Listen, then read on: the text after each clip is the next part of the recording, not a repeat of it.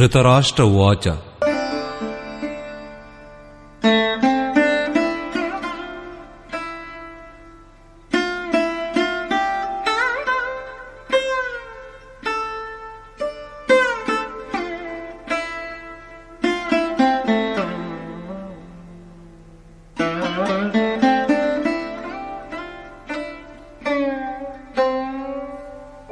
ಧರ್ಮಕ್ಷೇತ್ರೇ ಕುರುಕ್ಷೇತ್ರೇ ಸಮವೇತಾ ಯುಯುತ್ಸವಃ ಮಾಮಕಾಃ ಪಾಂಡವಾಶ್ಚೈವ ಕಿಮಕುರ್ವತ ಸಂಜಯ. ಧೃತರಾಷ್ಟ್ರನು ಹೇಳುವನು, ಎಲೆ ಸಂಜಯ, ಧರ್ಮಕ್ಷೇತ್ರವೆನಿಸಿದ ಕುರುಕ್ಷೇತ್ರದಲ್ಲಿ ಯುದ್ಧ ಮಾಡಲು ಸೇರಿಕೊಂಡ ನಮ್ಮವರೂ ಪಾಂಡವರು ಏನು ಮಾಡಿದರು? ಅಜ್ಞಾನ ರೂಪಿಯಾದ ಧೃತರಾಷ್ಟ್ರ, ಸಂಯಮವೇ ಮೈತಾಳಿದ ಸಂಜಯ. ಅಜ್ಞಾನವೆಂಬುದು ಮನದ ಅಂತರಾಳದಲ್ಲಿರುವುದು. ಅಜ್ಞಾನದಿಂದ ತುಂಬಿದ ಮನವುಳ್ಳ ಧೃತರಾಷ್ಟ್ರನು ಜನ್ಮಾಂಧ. ಆದರೆ ಸಂಯಮಶೀಲನಾದ ಸಂಜಯನ ಮಾಧ್ಯಮದಿಂದ ಆತನು ನೋಡುವನು. ಅವನು ಹೇಳುವುದು ಪರಮಾತ್ಮನೇ ಸತ್ಯ ಎಂದು. ಆದರೆ ಇದೇ ಪರಮಾತ್ಮನಿಂದ ಜನಿಸಿದ ಮೋಹರೂಪಿಯಾದ ದುರ್ಯೋಧನನು ಎಂದಿನವರೆಗೆ ಜೀವಂತವಾಗಿರುವನೋ ಅಂದಿನವರೆಗೆ ಈತನ ದೃಷ್ಟಿಯೆಲ್ಲವೂ ಕೌರವರ ಮೇಲೆ ನೆಟ್ಟಿರುವುದು, ಅಂದರೆ ವಿಕಾರಗಳ ಮೇಲೆಯೇ ಇರುವುದು. ಧರ್ಮವೆಂಬುದು ಒಂದು ಕ್ಷೇತ್ರ. ಹೃದಯ ದೇಶದಲ್ಲಿ ದೈವೀ ಸಂಪತ್ತುಗಳು ವೃದ್ಧಿಸಿದಾಗ ಆ ಶರೀರವು ಧರ್ಮಕ್ಷೇತ್ರವೆನಿಸುವುದು. ಅದೇ ಅಸುರಿ ಪ್ರವೃತ್ತಿಗಳು ಹೆಚ್ಚಿ ಬೆಳೆದಾಗ ಅದೇ ಶರೀರವು ಕುರುಕ್ಷೇತ್ರವೆನಿಸುವುದು. ಕುರು ಅಂದರೆ ಮಾಡು. ಈ ಶಬ್ದವು ವಿದ್ಯಾರ್ಥಕವಾದುದು. ಶ್ರೀಕೃಷ್ಣನು ಹೇಳುವುದೇನೆಂದರೆ, ಪ್ರಕೃತಿಯಿಂದ ಹುಟ್ಟಿ ಬರುವಂತಹ 3 ಗುಣಗಳ ದೆಸೆಯಿಂದ ಮನುಷ್ಯನು ಪರವಶನಾಗಿ ಕರ್ಮವೆಸಗುವನು. ಕ್ಷಣಕಾಲವೂ ಸಹ ಆತನು ಕರ್ಮವನ್ನು ಮಾಡದೇ ಇರಲಾರನು. ತ್ರಿಗುಣಗಳು ಆತನಿಂದ ಕರ್ಮವನ್ನೂ ಮಾಡಿಸುತ್ತವೆ. ಮಲಗಿದಾಗಲೂ ಕರ್ಮವು ನಿಲ್ಲುವುದಿಲ್ಲ. ಅದೂ ಕೂಡ ಮನುಷ್ಯನ ಶರೀರಕ್ಕೆ ಬೇಕಾಗುವ ತುತ್ತು. ಈ 3 ಗುಣಗಳು ಮನುಷ್ಯನನ್ನು ದೇವತೆಯಿಂದ ಹಿಡಿದು ಒಂದು ಹುಳು ಹುಪ್ಪಟವರೆಗೆ ಶರೀರಗಳಲ್ಲಿ ಬಂಧಿಸಿಡುವುವು. ಎಂದಿನವರೆಗೆ ಪ್ರಕೃತಿ ಮತ್ತು ಪ್ರಕೃತಿಜನ್ಯವಾದ ಗುಣಗಳು ಅಳಿಯುವುದಿಲ್ಲವೋ ಅಂದಿನವರೆಗೆ ಕುರು ಎಂಬುದು ಮನುಷ್ಯನ ಬೆನ್ನು ಬಿಡದು. ಆದ್ದರಿಂದ ಹುಟ್ಟು ಸಾವುಗಳ ರೂಪವಾದ ಮರಣಶೀಲವಾದ ವಿಕಾರಗ್ರಸ್ತವಾದ ಈ ಶರೀರವು ಕುರುಕ್ಷೇತ್ರವೇ ಸರಿ. ಪರಮಧರ್ಮವಾದ ಪರಮಾತ್ಮನಲ್ಲಿ ಪ್ರವೇಶವನ್ನು ದೊರಕಿಸಿಕೊಡುವಂತಹ ಪುಣ್ಯಮಯ ಪ್ರವೃತ್ತಿಗಳುಳ್ಳ ಪಾಂಡವರ ಕ್ಷೇತ್ರವು ಧರ್ಮಕ್ಷೇತ್ರವೇ ಸರಿ. ಪುರಾತತ್ವವೇತ್ತರು ಪಂಜಾಬಿನಲ್ಲಿ ಕಾಶಿ ಪ್ರಯಾಗಗಳ ನಡುವೆ ಮತ್ತು ಅನೇಕ ಕಡೆಗಳಲ್ಲಿ ಕುರುಕ್ಷೇತ್ರವನ್ನು ಕಂಡುಹಿಡಿಯಲು ಪ್ರಾರಂಭಿಸಿರುವರು. ಆದರೆ ಗೀತಾಕಾರನೇ ಸ್ವತಃ ಕುರುಕ್ಷೇತ್ರವೆಲ್ಲಿರುವುದೆಂಬುದನ್ನು ಇದಂ ಶರೀರಂ ಕೌಂತೇಯ ಕ್ಷೇತ್ರಮಿತ್ಯಭಿಧೀಯತೆ ಎಂದು ಹೇಳಿರುವನು. ಅರ್ಜುನ, ಈ ಶರೀರವೆಂಬುದೇ ಕ್ಷೇತ್ರ. ಇದನ್ನು ಅರಿಯಬಲ್ಲವನು ಕ್ಷೇತ್ರಜ್ಞನೆನಿಸಿಕೊಳ್ಳುವನು. ಮುಂದೆ ಆತನೇ ಕ್ಷೇತ್ರದ ಬಗ್ಗೆ ವಿಸ್ತರಿಸಿ ವರ್ಣಿಸಿರುವನು. ಈ ಶರೀರವೆಂಬ ಕ್ಷೇತ್ರದಲ್ಲಿ ದಶ ಇಂದ್ರಿಯ, ಮನೋಬುದ್ಧಿ, ಅಹಂಕಾರಗಳು, ಪಂಚವಿಕಾರಗಳು ಹಾಗೂ ತ್ರಿಗುಣಗಳು ಇವುಗಳನ್ನು ವರ್ಣಿಸಿರುವನು. ಶರೀರವೇ ಕ್ಷೇತ್ರ, ಅದು ಒಂದು ಅಖಾಡ. ಇದರಲ್ಲಿ ಯುದ್ಧವಾಡುವ ಪ್ರವೃತ್ತಿಗಳು 2 ಬಗೆಯಾಗಿವೆ: ದೈವೀ ಸಂಪತ್ತು ಮತ್ತು ಅಸುರೀ ಸಂಪತ್ತು. ಪಾಂಡುವಿನ ಸಂತತಿ ಮತ್ತು ಧೃತರಾಷ್ಟ್ರನ ಸಂತತಿ ಸಜಾತೀಯ ಹಾಗೂ ವಿಜಾತೀಯ ಪ್ರವೃತ್ತಿಗಳು. ಅನುಭವಿಯಾದ ಮಹಾಪುರುಷನಿಗೆ ಶರಣು ಹೊಕ್ಕಾಗ ಈ 2 ಪ್ರವೃತ್ತಿಗಳಲ್ಲಿ ಪರಸ್ಪರ ಸಂಘರ್ಷವೂ ಉಂಟಾಗುವುದು. ಇದು ಕ್ಷೇತ್ರ ಮತ್ತು ಕ್ಷೇತ್ರಜ್ಞನ ಸಂಘರ್ಷ. ಇವೇ ವಾಸ್ತವಿಕವಾದ ಯುದ್ಧ. ವಿಶ್ವ ಯುದ್ಧಗಳಿಂದ ಇತಿಹಾಸ ತುಂಬಿರಬಹುದು, ಆದರೆ ಆ ಯುದ್ಧಗಳಲ್ಲಿ ಗೆದ್ದವನು ಸಹ ಶಾಶ್ವತವಾದ ಗೆಲುವನ್ನು ಪಡೆಯಲಿಲ್ಲ. ಇವೆಲ್ಲವೂ ಪರಸ್ಪರ ಸೇಡು ಪ್ರತಿಸೇಡುಗಳು. ಪ್ರಕೃತಿಯನ್ನು ಸರ್ವತಾ ಶಮನ ಮಾಡಿ ಪ್ರಕೃತಿಗೆ ಪರವಾದ ಸತ್ತಾದ ದಿಕ್ದರ್ಶನ ಮಾಡಿಕೊಂಡು ಅದರಲ್ಲಿ ಪ್ರವೇಶವನ್ನೂ ಪಡೆಯುವುದೇ ವಾಸ್ತವಿಕವಾದ ವಿಜಯ. ಸೋಲೆಂಬುದೇ ಇಲ್ಲದಿರುವಂತಹ ವಿಜಯವೆಂದರೆ ಇದೊಂದೇ. ಜನನ ಮರಣಗಳ ಸಂಕೋಲೆಯಿಲ್ಲದಿರುವಂತಹ ಮುಕ್ತಿ ಎಂಬುದು ಇದೊಂದೇ. ಈ ರೀತಿ ಅಜ್ಞಾನದಿಂದಾವೃತವಾದ ಮನವು ಸಂಯಮದ ಮೂಲಕವಾಗಿ ಕ್ಷೇತ್ರಜ್ಞರ ಯುದ್ಧದಲ್ಲಿ ಏನಾಯಿತು ಎಂಬುದನ್ನು ಅರಿಯುವುದು. ಈಗ ಯಾರು ಯಾರಲ್ಲಿ ಸಂಯಮವು ಎಷ್ಟೆಷ್ಟು ಪ್ರಬಲವಾಗಿರುವುದೋ ಅವರಲ್ಲಿ ದೃಷ್ಟಿಶಕ್ತಿಯು ಅಷ್ಟಷ್ಟೇ ಹೆಚ್ಚುವುದು. ಸಂಜಯ ಉವಾಚ.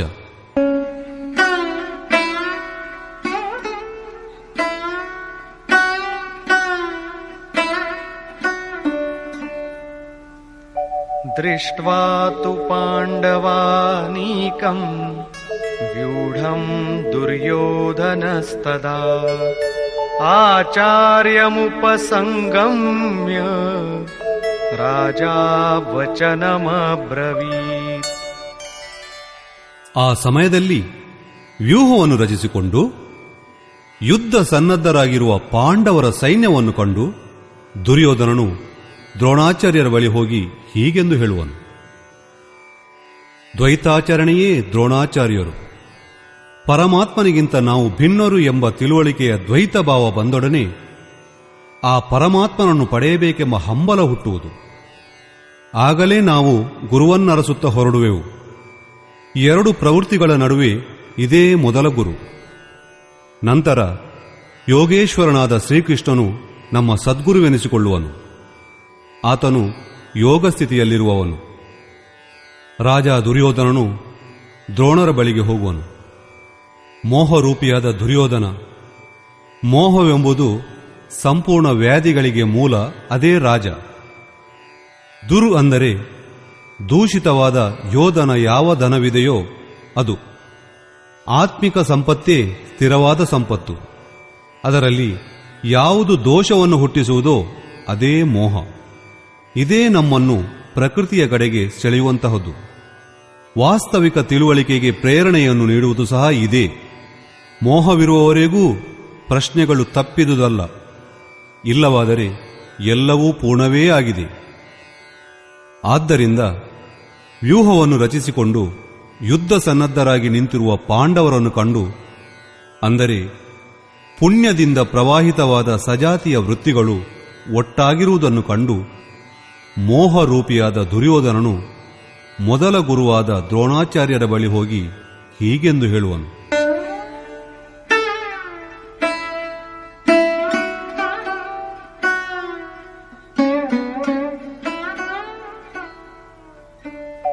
ಪಶ್ಯೈತಾಂ ಪಾಂಡುಪುತ್ರಾಣಾಂ ಆಚಾರ್ಯ ಮಹತೀಂ ಚಮೂ ವ್ಯೂಢಾಂ ದ್ರುಪದ ಪುತ್ರೇಣ ತವ ಶಿಷ್ಯೇಣ ಧೀಮತಾ. ಎಲೆ ಆಚಾರ್ಯರೇ, ತಮ್ಮ ಜಾಣನಾದ ಶಿಷ್ಯ ದ್ರುಪದ ಪುತ್ರನಾದ ದೃಷ್ಟದ್ಯುಮ್ನನಿಂದ ವ್ಯೂಹಾಕಾರದಲ್ಲಿ ನಿಲ್ಲಿಸಲ್ಪಟ್ಟ ಪಾಂಡವರ ಈ ಭಾರಿ ಸೇನೆಯನ್ನು ನೋಡಿರಿ. ಶಾಶ್ವತವೂ ಅಚಲವೂ ಆದ ಪದದಲ್ಲಿ ಆಸ್ತೆ ಇಟ್ಟಿರುವ ದೃಢ ಮನವೇ ದೃಷ್ಟದ್ಯುಮ್ನ. ಪುಣ್ಯಮಯವಾದ ಪ್ರವೃತ್ತಿಗಳ ಮುಂದಾಳೂ ಇದೆ. ಸಾಧನ್ ಕಠಿಣ ಮನ್ಕರಟೇಕ. ಸಾಧನೆ ಕಠಿಣವಲ್ಲ, ಮನಸ್ಸಿನ ದೃಢತೆ ಕಠಿಣವಾಗಬೇಕು. ಈಗ ಸೈನ್ಯದ ವಿಸ್ತಾರವನ್ನು ನೋಡೋಣ.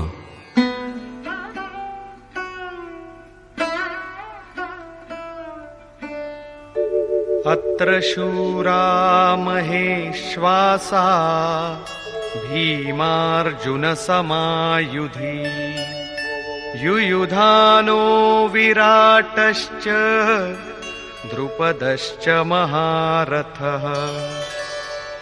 ಈ ಸೈನ್ಯದಲ್ಲಿ ಮಹೇಶ್ವಾಸ, ಮಹಾನ್ ಈಶ್ವರನಲ್ಲಿ ನಿವಾಸವನ್ನು ದೊರಕಿಸಿಕೊಡುವ ಭಾವರೂಪಿಯಾದ ಭೀಮ, ಅನುರಾಗರೂಪಿಯಾದ ಅರ್ಜುನ, ಇಂತಹ ಅನೇಕಾನೇಕ ಶೂರವೀರರು. ಹೇಗೆಂದರೆ ಸಾತ್ವಿಕತಾರೂಪಿಯಾದ ಸಾತ್ಯಕಿ, ವಿರಾಟ ಸರ್ವತ್ರವೂ ಈಶ್ವರಿಯ ಪ್ರವಾಹ ತುಂಬಿದೆ ಎಂಬ ಭಾವನಾರೂಪಿಯಾದ ದೃಪದ, ಅಂದರೆ ಅಚಲ ಸ್ಥಿತಿ, ಹಾಗೂ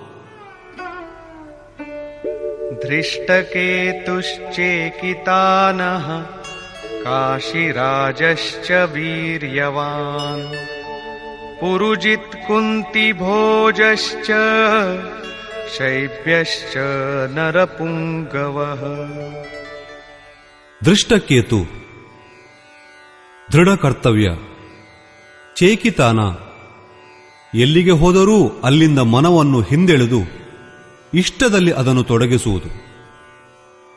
ಕಾಶಿರಾಜ ಕಾಯರೂಪವಾದ ಕಾಶಿಯಲ್ಲಿಯೇ ಆ ಸಾಮ್ರಾಜ್ಯವಿರುವುದು. ಪುರುಜಿತ್ ಸ್ಥೂಲ, ಸೂಕ್ಷ್ಮ ಮತ್ತು ಕಾರಣ ಶರೀರದ ಮೇಲೆ ವಿಜಯವನ್ನು ಸ್ಥಾಪಿಸುವವನು ಪುರುಜಿತ್. ಕುಂತಿಭೋಜ ಕರ್ತವ್ಯದಿಂದ ಭವವನ್ನು ಗೆಲ್ಲುವುದು. ಅಂತಹ ನರಶ್ರೇಷ್ಠನಾದ ಶೈಬ್ಯ ಅಂದರೆ ಸತ್ಯ ವ್ಯವಹಾರ. ಯುಧಾಮನ್ಯುಶ್ಚ ವಿಕ್ರಾಂತಃ ಉತ್ತಮೌಜಾಶ್ಚ ವೀರ್ಯವಾನ್ ಸೌಭದ್ರೋ ದ್ರೌಪದೇಯಾಶ್ಚ ಸರ್ವ ಏವ ಮಹಾರಥಾಃ. ಹಾಗೂ ಪರಾಕ್ರಮಿಯಾದ ಯುಧಾಮನ್ಯು ಯುದ್ಧಕ್ಕೆ ಅನುರೂಪವಾಗಿ ಮನವನ್ನು ಅಣುಮಾಡಿಕೊಳ್ಳುವುದು. ಉತ್ತಮೌಜ ಶುಭಗಳ ಮೋಜು.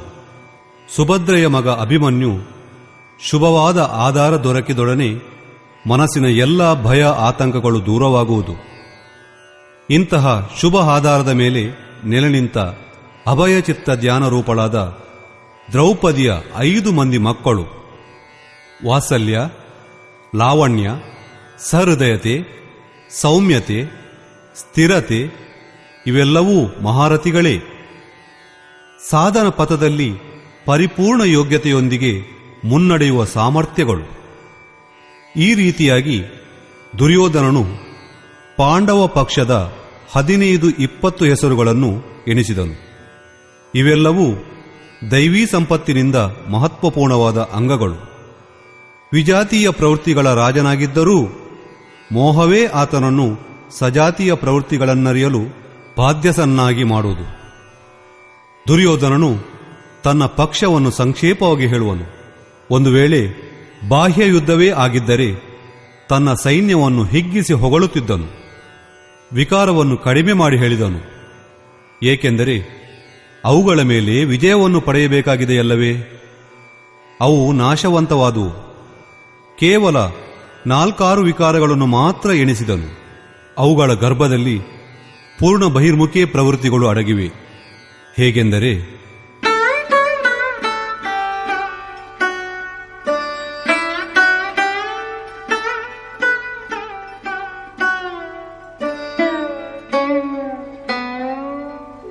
ಅಸ್ಮಾಕಂ ತು ವಿಶಿಷ್ಟಾಯೇ ತಾನ್ನಿಬೋಧ ದ್ವಿಜೋತ್ತಮ ನಾಯಕಾ ಮಮ ಸೈನ್ಯಸ್ಯ ಸಂಜ್ಞಾರ್ಥಂ ತಾನ್ ಬ್ರವೀಮಿತೆ. ದ್ವಿಜೋತ್ತಮನೇ, ನಮ್ಮ ಪಕ್ಷದಲ್ಲಿರುವ ಪ್ರಧಾನ ವೀರರನ್ನು ತಾವು ತಿಳಿದಿರಬೇಕು. ಇದನ್ನು ತಿಳಿಯುವ ಸಲುವಾಗಿ ನನ್ನ ಸೈನ್ಯದ ಅಧಿಪತಿಯ ಬಗ್ಗೆ ಹೇಳುವೆ. ಬಾಹ್ಯಾಯುದ್ಧದಲ್ಲಿ ಸೇನಾಧಿಪತಿಗಾಗಿ ದ್ವಿಜೋತ್ತಮ ಎಂಬ ಸಂಬೋಧನೆ ಅಸಾಮಯಿಕವಾದುದು. ವಸ್ತುತಃ ಗೀತೆಯಲ್ಲಿರುವುದು ಅಂತಃಕರಣದಲ್ಲಿರುವ 2 ಪ್ರವೃತ್ತಿಗಳ ತಾಕಲಾಟ. ಅದರಲ್ಲಿ ದ್ವೈತದ ಆಚರಣೆಯೇ ದ್ರೋಣ. ನಾವು ಲೇಷ ಮಾತ್ರವೇ ಆಗಲಿ ನಮ್ಮ ಆರಾಧ್ಯದಿಂದ ಬೇರೆಯಾದವೆಂದರೆ ಪ್ರಕೃತಿಯು ನಮ್ಮನ್ನು ಮುತ್ತಿ ಮುದುರುವುದು, ದ್ವೈತವು ಆವರಿಸುವುದು. ಈ ದ್ವಿ ಎಂಬುದರ ಮೇಲೆ ಜಯವನ್ನು ಪಡೆಯಬೇಕೆಂಬ ಪ್ರೇರಣೆ ಪ್ರಥಮ ಗುರುವಾದ ದ್ರೋಣಾಚಾರ್ಯನಿಂದ ದೊರೆಯುವುದು. ಅಪೂರ್ಣ ಶಿಕ್ಷಣವೇ ಪೂರ್ಣ ಜ್ಞಾನಕ್ಕೆ ಪ್ರೇರಣೆಯನ್ನೀಯುವುದು. ಅದು ಪೂಜಾಸ್ಥಳವಲ್ಲ. ಅಲ್ಲಿ ಶೌರ್ಯ ಸೂಚಕವಾದ ಸಂಬೋಧನೆ ಇರಬೇಕು. ವಿಜಾತೀಯ ಪ್ರವೃತ್ತಿಗಳ ನಾಯಕರು ಯಾರು ಯಾರು?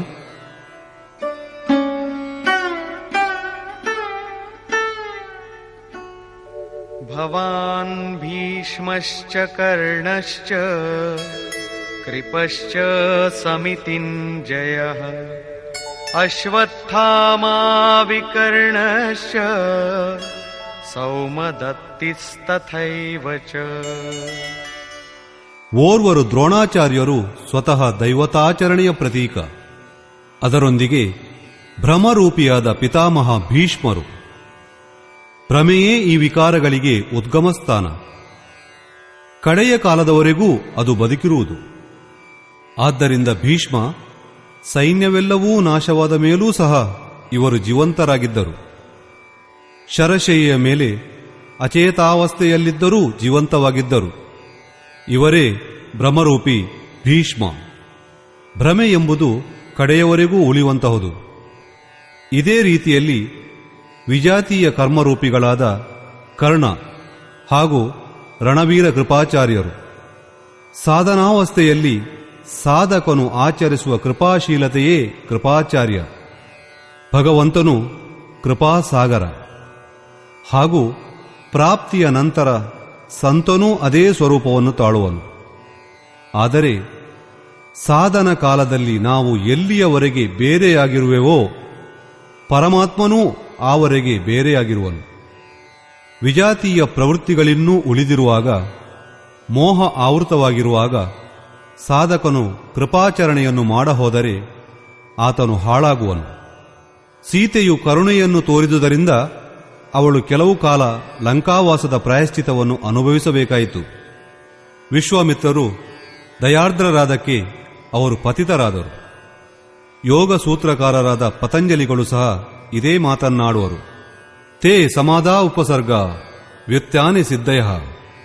ವ್ಯುತ್ಥಾನ ಕಾಲದಲ್ಲಿ ಸಿದ್ಧಿಗಳು ಪ್ರಕಟವಾಗುವು.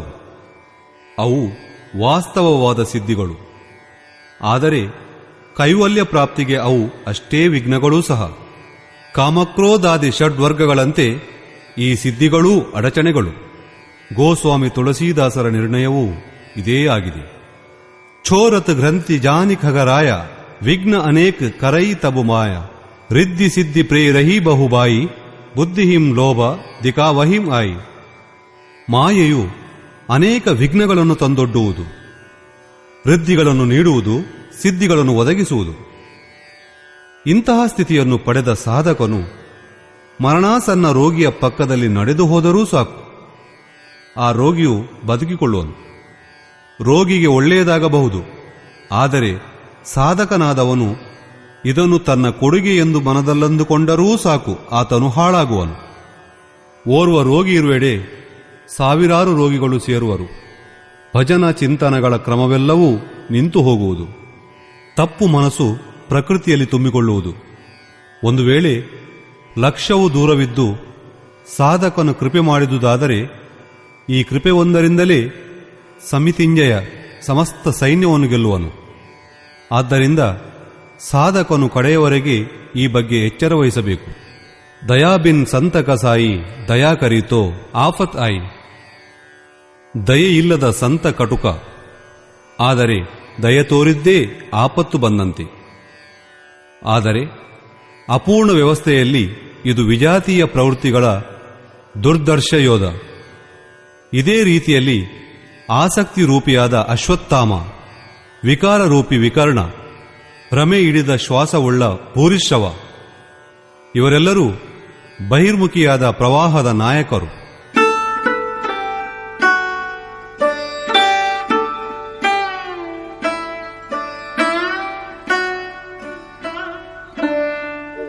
ಅನ್ಯೇ ಚ ಬಹವಃ ಶೂರಾಃ ಮದರ್ಥೇ ತ್ಯಕ್ತಜೀವಿತಾಃ ನಾನಾಶಸ್ತ್ರ ಪ್ರಹರಣಾಃ ಸರ್ವೇ ಯುದ್ಧ ವಿಶಾರದಾಃ. ಇನ್ನು ಅನೇಕಾನೇಕ ವೀರರು ನಾನಾ ಶಸ್ತ್ರಾಸ್ತ್ರಗಳಿಂದ ಸಜ್ಜಿತರಾಗಿ ನನಗೋಸ್ಕರ ತಮ್ಮ ಪ್ರಾಣವನ್ನು ತೆರಳು ಸಿದ್ಧರಾಗಿ ನಿಂತಿರುವರು. ತಮ್ಮ ಜೀವದಾಸೆಯ ಹಂಗು ತೊರೆದು ಯುದ್ಧದಲ್ಲಿ ದೃಢವಾಗಿ ನಿಂತಿರುವರು. ಆದರೆ ಅವರ ಗಣನೆ ಅಷ್ಟೊಂದೇನಿಲ್ಲ. ಈಗ ಯಾವ ಸೈನ್ಯ ಯಾವ ಭಾವಗಳಿಂದ ಸುರಕ್ಷಿತವಾಗಿವೆ ಎಂಬುದನ್ನು ಹೇಳುವರು. ಅಪರ್ಯಾಪ್ತಂ ತದಸ್ಮಾಕಂ ಬಲಂ ಭೀಷ್ಮಾಭಿರಕ್ಷಿತಂ ಪರ್ಯಾಪ್ತಂ ತ್ವಿದಮೇತೇಷಾಂ ಬಲಂ ಭೀಮಾಭಿರಕ್ಷಿತಂ. ಭೀಷ್ಮನಿಂದ ರಕ್ಷಿತವಾಗಿರುವ ನಮ್ಮ ಸೇನೆಯು ಅಜೇಯವಾದುದು. ಭೀಮನಿಂದ ರಕ್ಷಿಸಲ್ಪಡುತ್ತಿರುವ ಅತ್ತ ಕಡೆಯ ಸೈನ್ಯ ಗೆಲ್ಲಲು ಸುಗಮವಾಗಿದೆ. ಪರ್ಯಾಪ್ತ ಹಾಗೂ ಅಪರ್ಯಾಪ್ತ ಎಂಬ ಶ್ಲಿಷ್ಟ ಶಬ್ದಗಳು ದುರ್ಯೋಧನನ ಸಂದೇಹವನ್ನು ವ್ಯಕ್ತಪಡಿಸಲು ಉಪಯೋಗಿಸಲ್ಪಟ್ಟಿವೆ. ಆದ್ದರಿಂದ ನಾವೀಗ ಭೀಷ್ಮನು ಅದೆಂಥ ಸತ್ತ, ಆ ಸತ್ತಾದಲ್ಲಿ ದುರ್ಯೋಧನನು ತುಂಬಾ ನಿಶ್ಚಿಂತವಾಗಿರುವನಲ್ಲ, ಭೀಮನ ಅಸ್ತಿತ್ವ ಅದೆಂತಹುದು, ಅದರ ಮೇಲೆ ಪಾಂಡವರೆಲ್ಲರೂ ನೆಮ್ಮದಿಯಾಗಿರುವರಲ್ಲ ಎಂಬುದನ್ನು ನೋಡಬೇಕಾಗಿದೆ. ದುರ್ಯೋಧನನು ತನ್ನ ವ್ಯವಸ್ಥೆಯನ್ನು ಈ ರೀತಿಯಲ್ಲಿ ಬಣ್ಣಿಸುವನು. ಅಯನೇಷು ಚ ಸರ್ವೇಷು ಯಥಾ ಭಾಗಮವಸ್ಥಿತಾಃ ಭೀಷ್ಮಮೇವಾಭಿರಕ್ಷन्तು ಭವಂತಃ ಸರ್ವ ಏವ ಹಿ. ಆದ್ದರಿಂದ ಎಲ್ಲ ಭಾಗಗಳಲ್ಲಿ ತಮ್ಮ ಸ್ಥಾನದಲ್ಲಿ ನಿಂತಿರುವ ನೀವೆಲ್ಲರೂ ಭೀಷ್ಮನನ್ನು ಎಲ್ಲಾ ಕಡೆಗಳಿಂದ ರಕ್ಷಿಸಿರಿ. ಭೀಷ್ಮರಿದ್ದರೆ ನಾವು ಅಜೇಯರು.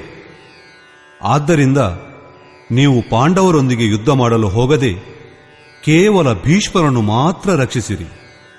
ಹಾಗಾದರೆ ತನ್ನನ್ನೇ ತಾನು ರಕ್ಷಿಸಿಕೊಳ್ಳಲಾರದ ಭೀಷ್ಮ ಅದೆಂಥ ಯೋಧ? ಕೌರವರು ಆತನ ರಕ್ಷಣೆಯ ವ್ಯವಸ್ಥೆಯನ್ನು ಮಾಡಬೇಕೇ? ಈತನು ಯಾವ ಬಾಹ್ಯ ಯೋಧನಲ್ಲ, ಭ್ರಮೆಯೇ ಭೀಷ್ಮ. ಭ್ರಮೆ ಇರುವವರೆಗೆ ವಿಜಾತಿಯ ಪ್ರವೃತ್ತಿಗಳು ಅಜೇಯವಾಗಿರುವು. ಅಜೇಯ ಎಂದರೆ ಗೆಲ್ಲಲು ಸಾಧ್ಯವೇ ಇಲ್ಲ ಎಂಬರ್ಥವೇನಲ್ಲ. ಅಜೇಯ ಎಂದರೆ ಗೆಲ್ಲಲು ಕಷ್ಟಕರವಾದುದು ಎಂದು. ಮಹಾ ಅಜಯ್ ಸಂಸಾರ ರಿಪು ಜೀತಿ ಸಕೈಸೋ ಬೀರ್. ಭ್ರಮೆಯು ತೀರಿದರೆ, ಅವಿದ್ಯೆಯು ಅಸ್ತಿತ್ವವನ್ನು ಕಳೆದುಕೊಂಡರೆ, ಮೋಹ ಮುಂತಾದ ಆಂಶಿಕ ದೋಷಗಳು ಅಲ್ಪ ಸ್ವಲ್ಪ ಉಳಿದುಕೊಂಡಿದ್ದರೂ ಶೀಘ್ರವಾಗಿ ಕೊನೆಗೊಳ್ಳುವು. ಭೀಷ್ಮನಿಗೆ ಇಚ್ಛಾಮೃತ್ಯುವಿತ್ತು. ಇಚ್ಛೆಯೇ ಭ್ರಮೆ. ಇಚ್ಛೆ ಕೊನೆಗೊಳ್ಳುವುದು, ಭ್ರಮವು ನಿರಸನವಾಗುವುದು. ಇವೆರಡೂ ಒಂದೇ ಕ್ರಿಯೆ. ಇದನ್ನೇ ಸಂತ ಕಬೀರನು ಸರಳವಾಗಿ ಹೇಳಿರುವನು. ಇಚ್ಛಾಕಾಯ ಇಚ್ಛಾ ಮಾಯಾ ಇಚ್ಛಾ ಜಗ ಉಪಜಾಯ ಕಹಾ ಕಬೀರ್ ಜೇ ಇಚ್ಛಾ ವಿವರ್ಜಿತ್ ತಾಕಾ ಪಾರ್ನ ಪಾಯ. ಭ್ರಮೆ ಎಲ್ಲಿರುವುದಿಲ್ಲವೋ ಅದು ಅಪಾರ. ಅವ್ಯಕ್ತ ಈ ಶರೀರದ ಹುಟ್ಟಿಗೆ ಕಾರಣ ಇಚ್ಛೆ. ಇಚ್ಛೆಯೇ ಮಾಯೆ. ಇಚ್ಛೆಯೇ ಈ ಜಗತ್ತಿನ ಉತ್ಪತ್ತಿಗೆ ಮೂಲ ಕಾರಣ. ಸೋ ಕಾಮಯತ ತದೈಕ್ಷತ ಬಹುಸ್ಯಾಂ ಪ್ರಜಾಯೇಯಿತಿ. ಕಬೀರನು ಹೇಳುವನು, ಯಾವಾತನು ಇಚ್ಛಾರಹಿತನೋ ತಿನ್ಕ ಪಾರ್ನಪಾಯ, ಆತನ ಪಾರವನ್ನು ಕಂಡುಹಿಡಿಯಲಾಗದು. ಆತನು ಅಪಾರ, ಅನಂತ, ಅಸೀಮ ತತ್ವದಲ್ಲಿ ಪ್ರವೇಶವನ್ನು ಪಡೆದಿರುವನು. ಯೋ ಕಾಮೋ ನಿಷ್ಕಾಮ ಆಪ್ತಕಾಮ ಆತ್ಮಕಾಮೋನ ತಸ್ಯ ಪ್ರಾಣ ಉತ್ಕ್ರಾಮಂತಿ ಬ್ರಹ್ಮೈವ ಸನ್ ಬ್ರಹ್ಮಾಪ್ಯೇತಿ. ಯಾವಾತನು ಕಾಮನೆಗಳಿಂದ ರಹಿತನಾಗಿ ಆತ್ಮನಲ್ಲಿ ಸ್ಥಿರನಾಗಿ ಆತ್ಮಸ್ವರೂಪನಾಗುವನೋ ಆತನಿಗೆಂದೂ ಪತನವಿಲ್ಲ. ಆತ್ಮ ಬ್ರಹ್ಮನೊಂದಿಗೆ ಒಂದಾಗುವನು. ಪ್ರಾರಂಭದಲ್ಲಿ ಇಚ್ಛೆಗಳು ಅನೇಕವಿರುವವು. ಕಡೆಯಲ್ಲಿ ಪರಮಾತ್ಮ ಪ್ರಾಪ್ತಿಯ ಇಚ್ಛೆಯೊಂದೇ ಶೇಷವಾಗುವುದು. ಈ ಇಚ್ಛೆಯು ಎಂದು ಪೂರ್ಣವಾಗುವುದೋ ಆಗ ಇಚ್ಛೆಯೂ ಕೊನೆಗಾಣುವುದು. ಒಂದು ವೇಳೆ ಅದಕ್ಕಿಂತ ಮಿಗಿಲಾಗಿ ವಸ್ತು ಹೊಂದಿದ್ದರೆ ನೀವು ಅದನ್ನು ಬಯಸುತ್ತಿದ್ದಿರಿ. ಅದಕ್ಕಿಂತ ದೊಡ್ಡದಾದುವು ಇಲ್ಲವೇ ಇಲ್ಲವೆಂದ ಮೇಲೆ ನೀವಿನ್ನು ಅಪೇಕ್ಷಿಸುವುದೇನನ್ನು? ಪ್ರಾಪ್ತವಾಗಬೇಕಿದ್ದ ವಸ್ತು ಅಪ್ರಾಪ್ತವಾಗಿ ಉಳಿಯದಿರುವಾಗ ಇಚ್ಛೆಯೂ ಸಮೂಲವಾಗಿ ನಾಶ ಹೊಂದುವುದು. ಇಚ್ಛೆಯು ಅಳಿಯುತ್ತಲೇ ಭ್ರಮೆಯು ತನಗೆ ತಾನೇ ಇಲ್ಲವಾಗುವುದು. ಇದೇ ಭೀಷ್ಮನ ಇಚ್ಛಾಮೃತ್ಯು. ಈ ರೀತಿಯಾಗಿ ಭೀಷ್ಮನಿಂದ ರಕ್ಷಿತವಾಗಿರುವ ನಮ್ಮ ಸೈನ್ಯವು ಎಲ್ಲಾ ವಿಧದಿಂದ ಅಜೇಯವಾಗಿರುವುದು. ಭ್ರಮೆ ಎಲ್ಲಿಯವರೆಗಿರುವುದೋ ಅಲ್ಲಿಯವರೆಗೆ ಅವಿದ್ಯೆಗೆ ಅಸ್ತಿತ್ವ. ಭ್ರಮೆಯು ಶಾಂತವಾಯಿತೆಂದರೆ ಅವಿದ್ಯೆಯೂ ಕೊನೆಗೊಂಡಂತೆ. ಭೀಮನಿಂದ ರಕ್ಷಿಸಲ್ಪಟ್ಟ ಅವರ ಸೈನ್ಯವನ್ನು ಸುಲಭವಾಗಿ ಗೆಲ್ಲಬಹುದು. ಭಾವರೂಪಿಯಾದ ಭೀಮ, ಭಾವೇ ವಿದ್ಯತೆ ದೇವಃ, ಭಾವದಲ್ಲಿ ಎಂತಹ ಶಕ್ತಿ ಇರುವುದೆಂದರೆ ಅವಿದಿತನಾದ ಪರಮಾತ್ಮನೂ ಅದರಿಂದ ವೇದ್ಯನಾಗುವನು. ಭಾವವಸ್ಯ ಭಗವಾನ್ ಸುಖನಿದಾನ್ ಕರುಣಾಯನ್. ಶ್ರೀಕೃಷ್ಣನು ಇದನ್ನೇ ಶ್ರದ್ಧಾ ಎಂದಿರುವನು. ಭಾವದ ಶಕ್ತಿ ಎಂತಹುದೆಂದರೆ ಅದು ಭಗವಂತನನ್ನು ಸೆರೆ ಹಿಡಿಯಬಲ್ಲದು. ಭಾವದಿಂದಲೇ ಎಲ್ಲ ಪುಣ್ಯಮಯ ಪ್ರವೃತ್ತಿಗಳ ವಿಕಾಸ. ಇದು ಪುಣ್ಯವನ್ನು ಸಂರಕ್ಷಿಸುವಂತಹದ್ದು. ಅದೆಷ್ಟು ಬಲಿಷ್ಠವಾದುದೆಂದರೆ ಅದು ಪರಮದೇವನಾದ ಪರಮಾತ್ಮನಿಗೂ ಹುಟ್ಟನ್ನು ನೀಡುವುದು. ಆದರೆ ಅಷ್ಟೇ ಕೋಮಲ. ಇಂದು ಭಾವವಿದ್ದರೆ ನಾಳೆಗೆ ಅದು ಅಭಾವವಾಗಿ ಪರಿವರ್ತನೆಯಾಗಲು ಹೊತ್ತು ಹಿಡಿಯದು. ಇಂದು ನೀವು ಹೇಳುವಿರಿ, ಸ್ವಾಮೀಜಿ ಬಲು ಒಳ್ಳೆಯವರು ಎಂದು. ಆದರೆ ನಾಳೆಯ ಹೊತ್ತಿಗೆ ಸ್ವಾಮೀಜಿ ಕೀರು ಕುಡಿಯುತ್ತಿದ್ದುದನ್ನು ನಾವೇ ನೋಡಿದೆವು ಎಂದು ಹೇಳುವಿರಿ. ಘಾಸ್ ಪಾತ್ ಜೋ ಕಾತ್ ಹೇ ತಿನಿಹಿ ಸತಾವೇ ಕಾಮ್, ದೂದು ಮಲೈ ಕಾತ್ ಜೆ ತಿನಿಕಿ ಜಾನೇ ರಾಮ್. ಇಷ್ಟವಾದುದರಲ್ಲಿ ಸ್ವಲ್ಪ ಕುಂದುಕೊರತೆ ಕಂಡುಬಂದರೂ ಭಾವವು ಹೆದರಿ ಕಂಗಾಲಾಗುವುದು. ಪುಣ್ಯಮಯ ಪ್ರವೃತ್ತಿಯು ಕದಲುವುದು. ಇಷ್ಟದಿಂದ ಸಂಬಂಧವು ಕಡಿದು ಹೋಗುವುದು. ಆದ್ದರಿಂದಲೇ ಭೀಮನಿಂದ ರಕ್ಷಿತವಾಗಿರುವ ಇವರ ಸೈನ್ಯವು ಗೆಲ್ಲಲು ಸುಲಭ. ಮಹರ್ಷಿಯಾದ ಪತಂಜಲಿಯ ನಿರ್ಣಯವೂ ಇದೆ. ಸತು ದೀರ್ಘಕಾಲ ನೈರಂತರ್ಯ ಸತ್ಕಾರ ಸೇವಿತೋ ದೃಢಭೂಮಿ. ದೀರ್ಘಕಾಲದವರೆಗೆ ನಿರಂತರವಾಗಿ ಶ್ರದ್ಧಾ ಭಕ್ತಿಗಳಿಂದ ಮಾಡಿದ ಸಾಧನೆಯೇ ದೃಢವಾಗಿ ನಿಲ್ಲುವುದು.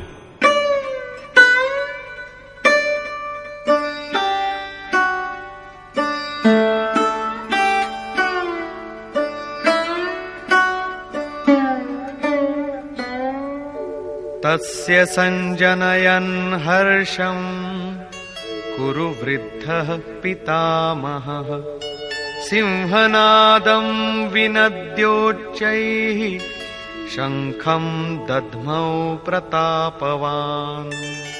ಈ ಪ್ರಕಾರ ತಮ್ಮ ಬಲಾಬಲದ ನಿರ್ಣಯವನ್ನು ಮಾಡಿಕೊಂಡು ಶಂಖವನ್ನು ಮೊಳಗಿದನು. ಶಂಖಧ್ವನಿಯು ಪಾತ್ರಗಳ ಪರಾಕ್ರಮ ಪ್ರತಾಪಗಳ ಘೋಷಣೆ. ಪಾತ್ರಗಳು ಗೆದ್ದ ನಂತರ ನಿಮಗೆ ಏನು ನೀಡುವು ಎಂಬುದನ್ನು ಸೂಚಿಸುವುದು.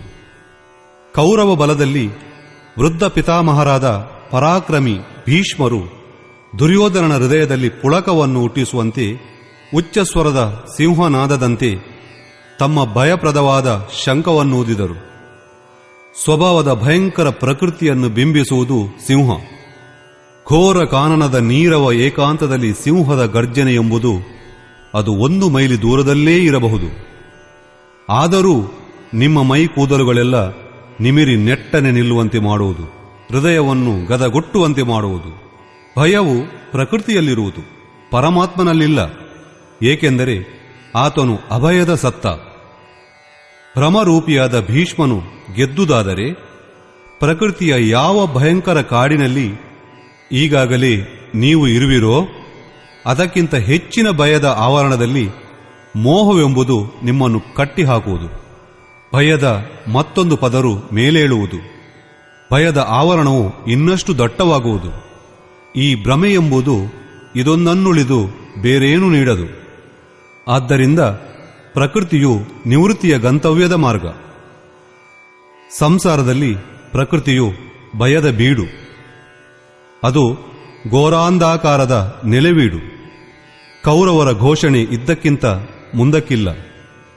ಕೌರವರ ಪಕ್ಷದಿಂದ ಬೇರಾರೇ ಒಟ್ಟಿಗೆ ರಣಕಹಳೆಯನ್ನೂದಿದರೂ ಅವರೆಲ್ಲರೂ ಸಾರಾಂಶವಾಗಿ ಭಯವನ್ನೇ ನೀಡುವರೆಂಬುದು ಇದರ ತಾತ್ಪರ್ಯ. ಇದಕ್ಕಿಂತ ಮಿಗಿಲಾದುದು ಏನನ್ನೂ ನೀಡಲಾರರು. ಪ್ರತಿಯೊಂದು ವಿಕಾರವೂ ಒಂದಲ್ಲೊಂದು ಭಯವನ್ನೇ ಹುಟ್ಟಿಸುವುದು. ಆದ್ದರಿಂದ ಅವರೂ ಘೋಷಿಸಿದರು. ತತಃ ಶಂಖಾಶ್ಚ ಭೇರ್ಯಶ್ಚ ಪಣವಾನಕ ಗೋಮುಖಾಃ ಸಹಸೈವಾಭ್ಯಹನ್ಯಂತ ಸಶಬ್ದಸ್ತು ಮುಲೋಭವತ್. ನಂತರ ಸಾವಿರಾರು ಶಂಖಗಳು, ಕೊಂಬು ಕಹಳೆಗಳು, ನಗಾರಿಗಳು, ಭೇರಿಗಳು ಒಟ್ಟಿಗೆ ಮೊಳಗಿದವು. ಅವುಗಳ ಶಬ್ದವೂ ಭೀಕರವಾಗಿತ್ತು. ಎಲ್ಲ ಕಡೆ ಬರಿಯ ಭಯ ಹುಟ್ಟಿಸುವುದೊಂದನ್ನು ಬಿಟ್ಟು ಕೌರವರಿಗೆ ಬೇರಾವ ಘೋಷಣೆ ಇಲ್ಲ. ಬಹಿರ್ಮುಖಿಯಾದ ವಿಜಾತಿಯ ಪ್ರವೃತ್ತಿಯು ಸಫಲವಾದರೆ ಮೋಹಮಯವಾದ ಬಂಧನವನ್ನು ಅದು ಮತ್ತಷ್ಟು ಬಿಗಿಗೊಳಿಸುವುದು. ಈ ಪುಣ್ಯಮಯವಾದ ಪ್ರವೃತ್ತಿಗಳ ಕಡೆಯಿಂದ ಘೋಷಣೆಗಳು ಮೊಳಗಿದವು. ಅದರಲ್ಲಿ ಮೊಟ್ಟ ಮೊದಲ ಘೋಷಣೆ ಯೋಗೇಶ್ವರನಾದ ಶ್ರೀಕೃಷ್ಣನದು.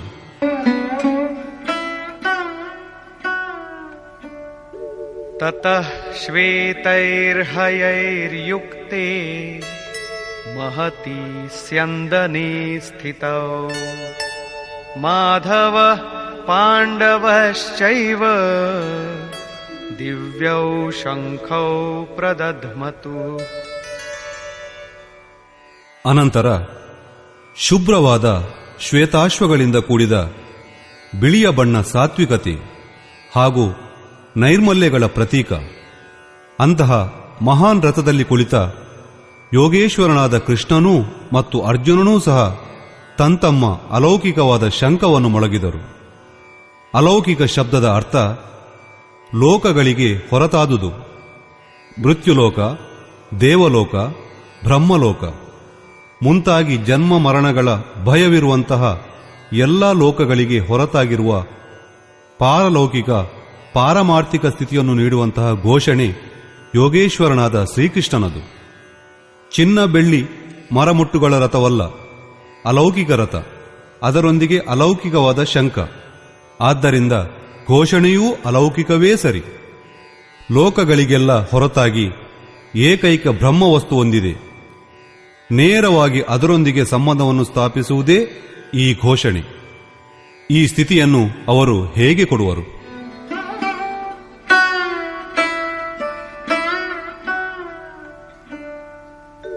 ಪಾಂಚಜನ್ಯಂ ಋಷಿಕೇಶೋ ದೇವದತ್ತಂ ಧನಂಜಯಃ ಪೌಂಡ್ರಂ ದಧ್ಮೌ ಮಹಾಶಂಖಂ ಭೀಮಕರ್ಮಾವೃಕೋದರಃ.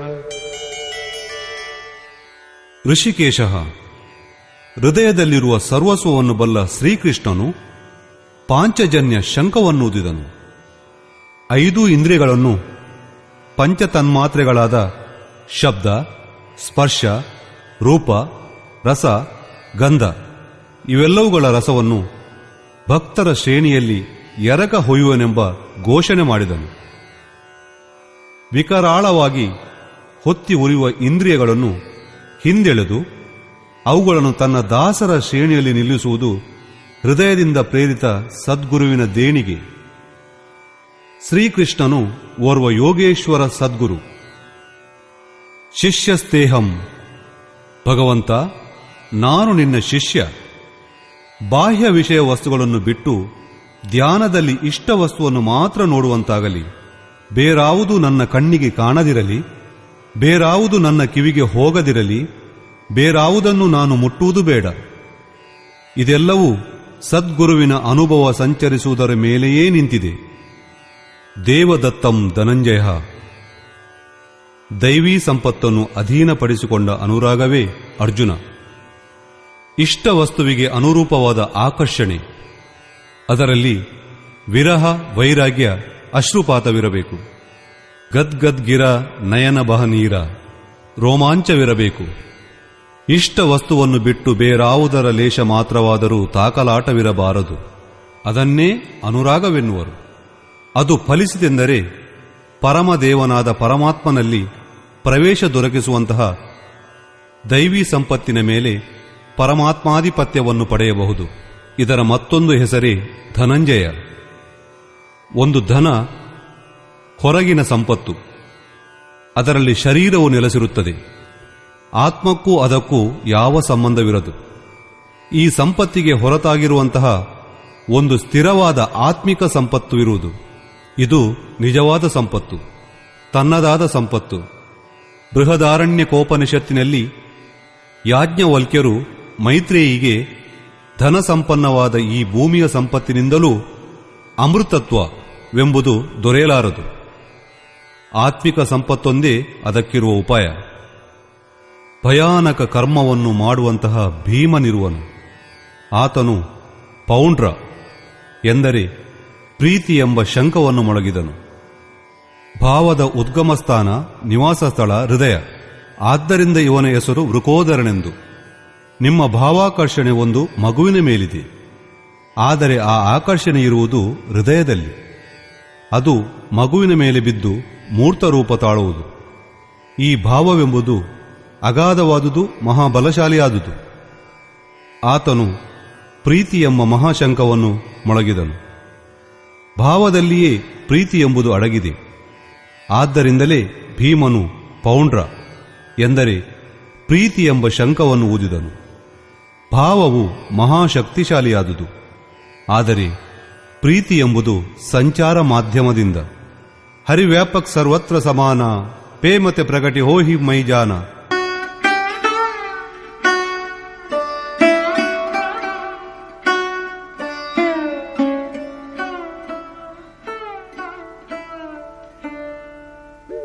ಅನಂತ ವಿಜಯಂ ರಾಜಾ ಕುಂತೀಪುತ್ರೋ ಯುಧಿಷ್ಠಿರಃ ನಕುಲಃ ಸಹದೇವಶ್ಚ ಸುಘೋಷಮಣಿಪುಷ್ಪಕೌ.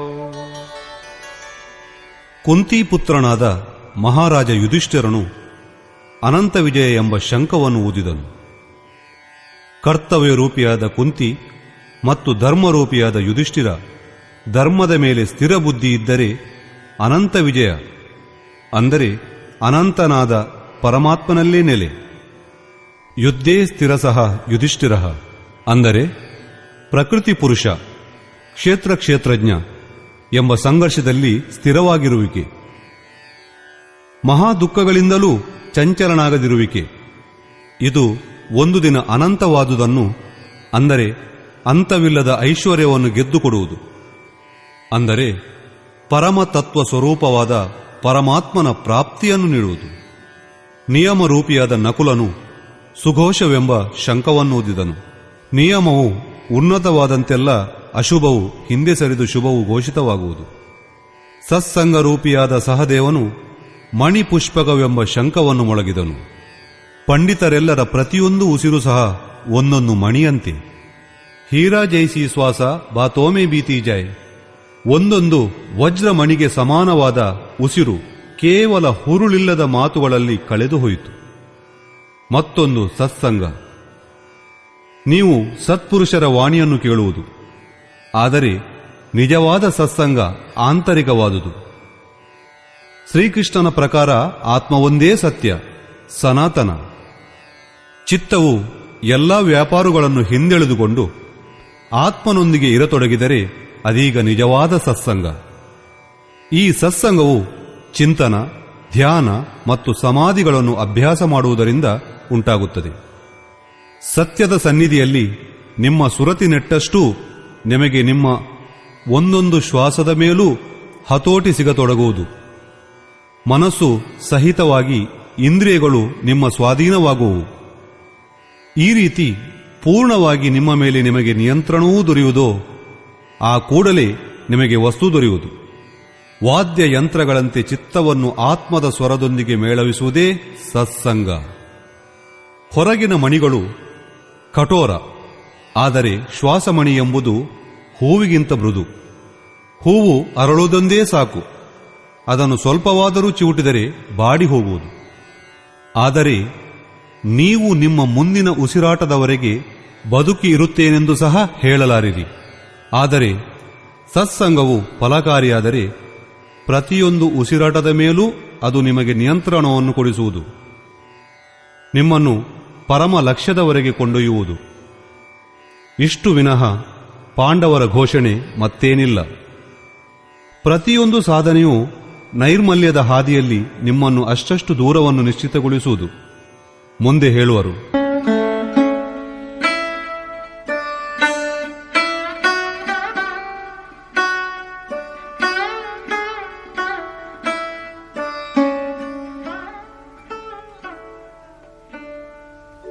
ಕಾಶ್ಯಶ್ಚ ಪರಮೇಶ್ವಾಸಃ ಶಿಖಂಡೀ ಚ ಮಹಾರಥಃ धृष्टद्युम्नो विराटश्च सात्यकिश्चापराजितः ಕಾಯ ರೂಪವಾದ ಕಾಶಿ ಪುರುಷನು ಎಲ್ಲೆಡೆಗಳಿಂದ ಮನಸ್ಸು ಸಹಿತವಾಗಿ ಇಂದ್ರಿಯಗಳನ್ನೆಲ್ಲ ಹಿಂದೆಳೆದುಕೊಂಡು ಕಾಯದ ಮೇಲೆಯೇ ಕೇಂದ್ರೀಕರಿಸುವನು.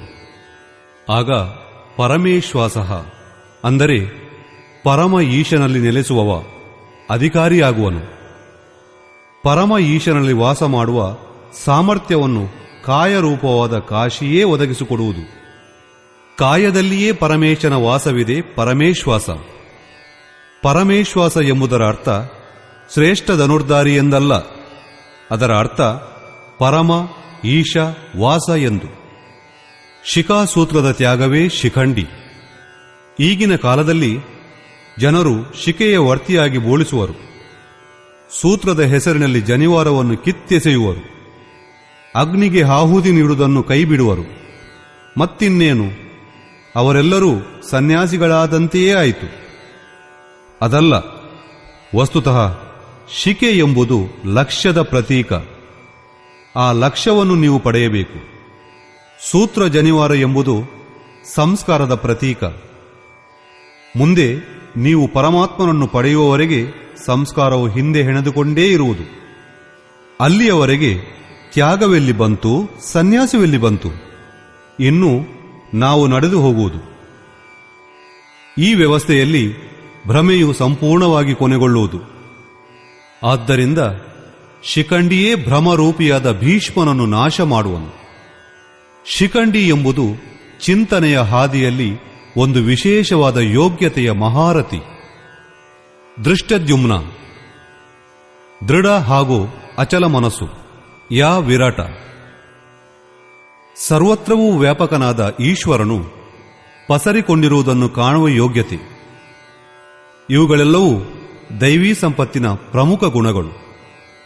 ಸಾತ್ವಿಕತೆಯೇ ಸಾತ್ಯಗಿಹಿ, ಸತ್ಯವನ್ನು ಅರಿತು ಚಿಂತಿಸುವ ಪ್ರವೃತ್ತಿ. ಅಂದರೆ ಸಾತ್ವಿಕತೆ ಎಡೆಬಿಡದೆ ಇದ್ದರೆ ಎಂದೂ ಅವನತಿ ಬಾರದು. ಈ ಸಂಘರ್ಷದಲ್ಲಿ ಸೋಲಿಗೆ ಎಡೆ ನೀಡದು.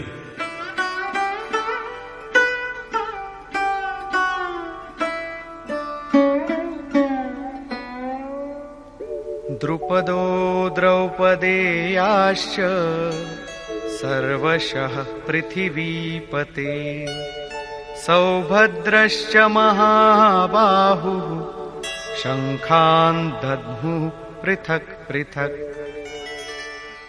ಅಚಲವಾದ ಪದವಿಯನ್ನು ನೀಡುವ ದೃಪದ, ಧ್ಯಾನ ರೂಪಿಣಿಯಾದ ದ್ರೌಪದಿಯ 5 ಮಂದಿ ಮಕ್ಕಳು ಸಹೃದಯತೆ, ಲಾವಣ್ಯ, ವಾತ್ಸಲ್ಯ, ಸೌಮ್ಯತೆ, ಸ್ಥಿರತೆ ಇವುಗಳು ಸಾಧನೆಯಲ್ಲಿ ಮಹತ್ತಾದ ನೆರವನ್ನು ನೀಡುವ ಮಹಾರಥಿಗಳಿದ್ದಂತೆ.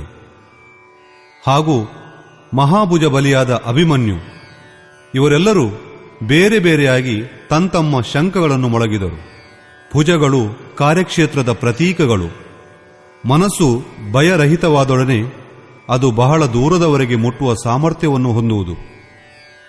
ಹೇ ರಾಜನ್, ಇವರೆಲ್ಲರೂ ತಮ್ಮ ಶಂಖಗಳನ್ನು ಬೇರೆ ಬೇರೆಯಾಗಿ ಮೊಳಗಿದರು.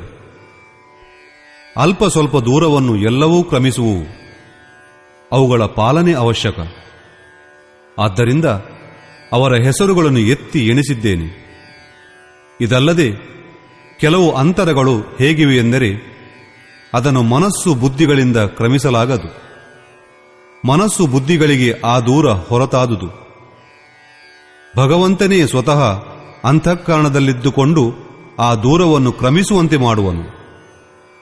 ಇತ್ತ ದೃಷ್ಟಿಯಾಗಿದ್ದುಕೊಂಡು ಆತ್ಮದಲ್ಲಿ ಎದ್ದು ನಿಲ್ಲುವನು. ಎದುರಿಗೆ ತಾನೇ ನಿಂತು ತನ್ನ ಪರಿಚಯವನ್ನು ನೀಡುವನು, ತನ್ನ ಪರಿಚಯವನ್ನು ಮಾಡಿಸಿಕೊಡುವನು.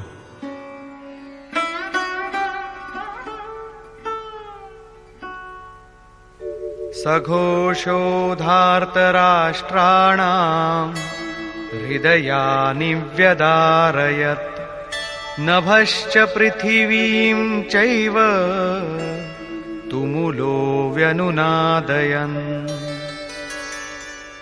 ಅತ್ತ ಘೋರ ಶಬ್ದವು ಭೂಮ್ಯಾಕಾಶಗಳನ್ನು ಶಬ್ದಾಯಮಾನವನ್ನಾಗಿ ಮಾಡಿ ಧೃತರಾಷ್ಟ್ರನ ಮಕ್ಕಳ ಹೃದಯವನ್ನು ಸೀಳಿದವು. ಸೈನ್ಯವು ಪಾಂಡವರ ಕಡೆಯಲ್ಲೂ ಇತ್ತು. ಆದರೆ ಹೃದಯವು ವಿದೀರ್ಣವಾದುದು ಧೃತರಾಷ್ಟ್ರರದ್ದು. ವಸ್ತುತಃ ಪಾಂಚಜನ್ಯವು ದೈವೀ ಶಕ್ತಿಯ ಆಧಿಪತ್ಯವನ್ನು ಅನಂತವಾದುದರ ಮೇಲೆ ವಿಜಯವನ್ನು ಸಾರುವುದು. ಅಶುಭವು ಶಮನವಾಗುವುದನ್ನು ಶುಭದ ಘೋಷಣೆ ಧಾರಣವಾಹಿಯಾಗಿ ನಡೆದಾಗ ಕುರುಕ್ಷೇತ್ರವು, ಅಂದರೆ ಅಸುರಿ ಸಂಪತ್ತು ಬಹಿರ್ಮುಖವಾದ ಪ್ರವೃತ್ತಿಯುಳ್ಳ ಹೃದಯಗಳನ್ನು ವಿದೀರ್ಣಗೊಳಿಸುವುದು. ಅವುಗಳ ಬಲವು ಮೆಲ್ಲ ಮೆಲ್ಲನೆ ಕ್ಷೀಣಿಸತೊಡಗುವುದು. ಸಂಪೂರ್ಣ ಸಾಫಲ್ಯವು ದೊರಕಿದೊಡನೆ ಮೋಹವಾರಿಸಿದ ಪ್ರವೃತ್ತಿಗಳು ಸರ್ವತಾ ಶಾಂತವಾಗುವು.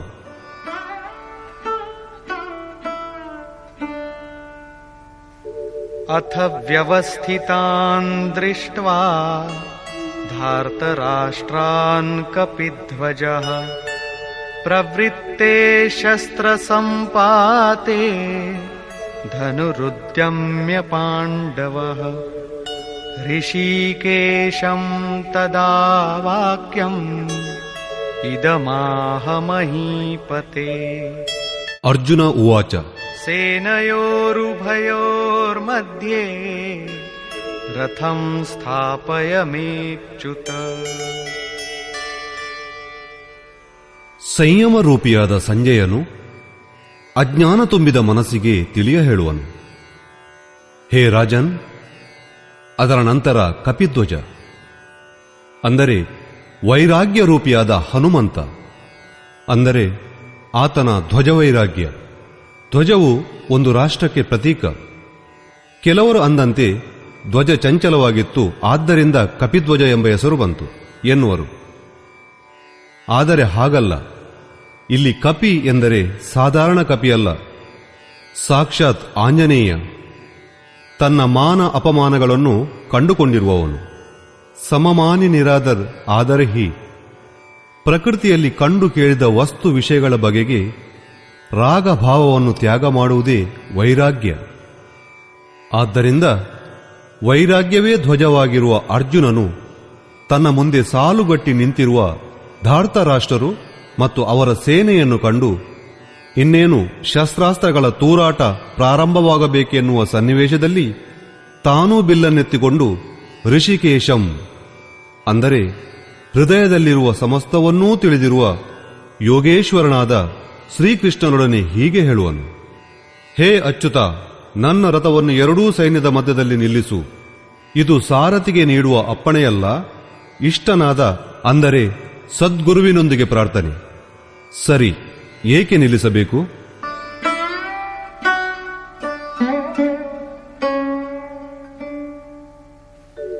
ಯಾವದೇತಾನ್ ನಿರೀಕ್ಷೇಹಂ ಯೋದ್ಧುಕಾಮಾನವಸ್ಥಿತಾನ್ ಕೈರ್ಮಯಾ ಸಹ ಯೋದ್ಧವ್ಯಂ ಅಸ್ಮಿನ್ ರಣಸಮುದ್ಯಮೇ. ನನ್ನ ಮುಂದೆ ಯುದ್ಧಕಾಮಿಗಳಾಗಿ ನಿಂತಿರುವ ಇವರನ್ನೆಲ್ಲ ಒಮ್ಮೆ ಚೆನ್ನಾಗಿ ನೋಡಿದ ಮೇಲೆ ನಾನು ಸಹ ಯಾರೊಂದಿಗೆ ಯುದ್ಧ ಮಾಡಬೇಕು ಎಂದು ನಿರ್ಧರಿಸಲಾದೀತು. ಯೋತ್ಸ್ಯಮಾನಾನವೇಕ್ಷೇಹಂ ಯ ಏತೇತ್ರ ಸಮಾಗತಾಃ ಧಾರ್ತರಾಷ್ಟ್ರಸ್ಯ ದುರ್ಬುದ್ಧೇರ್ ಯುದ್ಧೇ ಪ್ರಿಯಚಿಕೀರ್ಷವಃ. ದುರ್ಬುದ್ಧಿಯುಳ್ಳ ಈ ದುರ್ಯೋಧನನಿಗೆ ಯುದ್ಧದಲ್ಲಿ ಒಳಿತಾಗಲೆಂದು ಯಾವ ರಾಜರು ಈ ಸೈನ್ಯದಲ್ಲಿ ಸೇರಿರುವರೋ ಅವರನ್ನೆಲ್ಲ ಒಮ್ಮೆ ನಾನು ವೀಕ್ಷಿಸಬೇಕು. ಆದ್ದರಿಂದ ನಿಲ್ಲಿಸು ಮೋಹಗ್ರಸ್ತ ದುರ್ಯೋಧನ. ಮೋಹ ವಿಕಾರದಿಂದೊಡಗೂಡಿದ ಪ್ರಕೃತಿಯುಳ್ಳ ಜನರಿಗೆ ಒಳಿತುಂಟು ಮಾಡಬೇಕೆಂದು ಇಲ್ಲಿ ಬಂದು ಸೇರಿರುವ ರಾಜರನ್ನೆಲ್ಲ ನಾನೊಮ್ಮೆ ನೋಡಬೇಕಾಗಿದೆ. ಸಂಜಯ ಉವಾಚ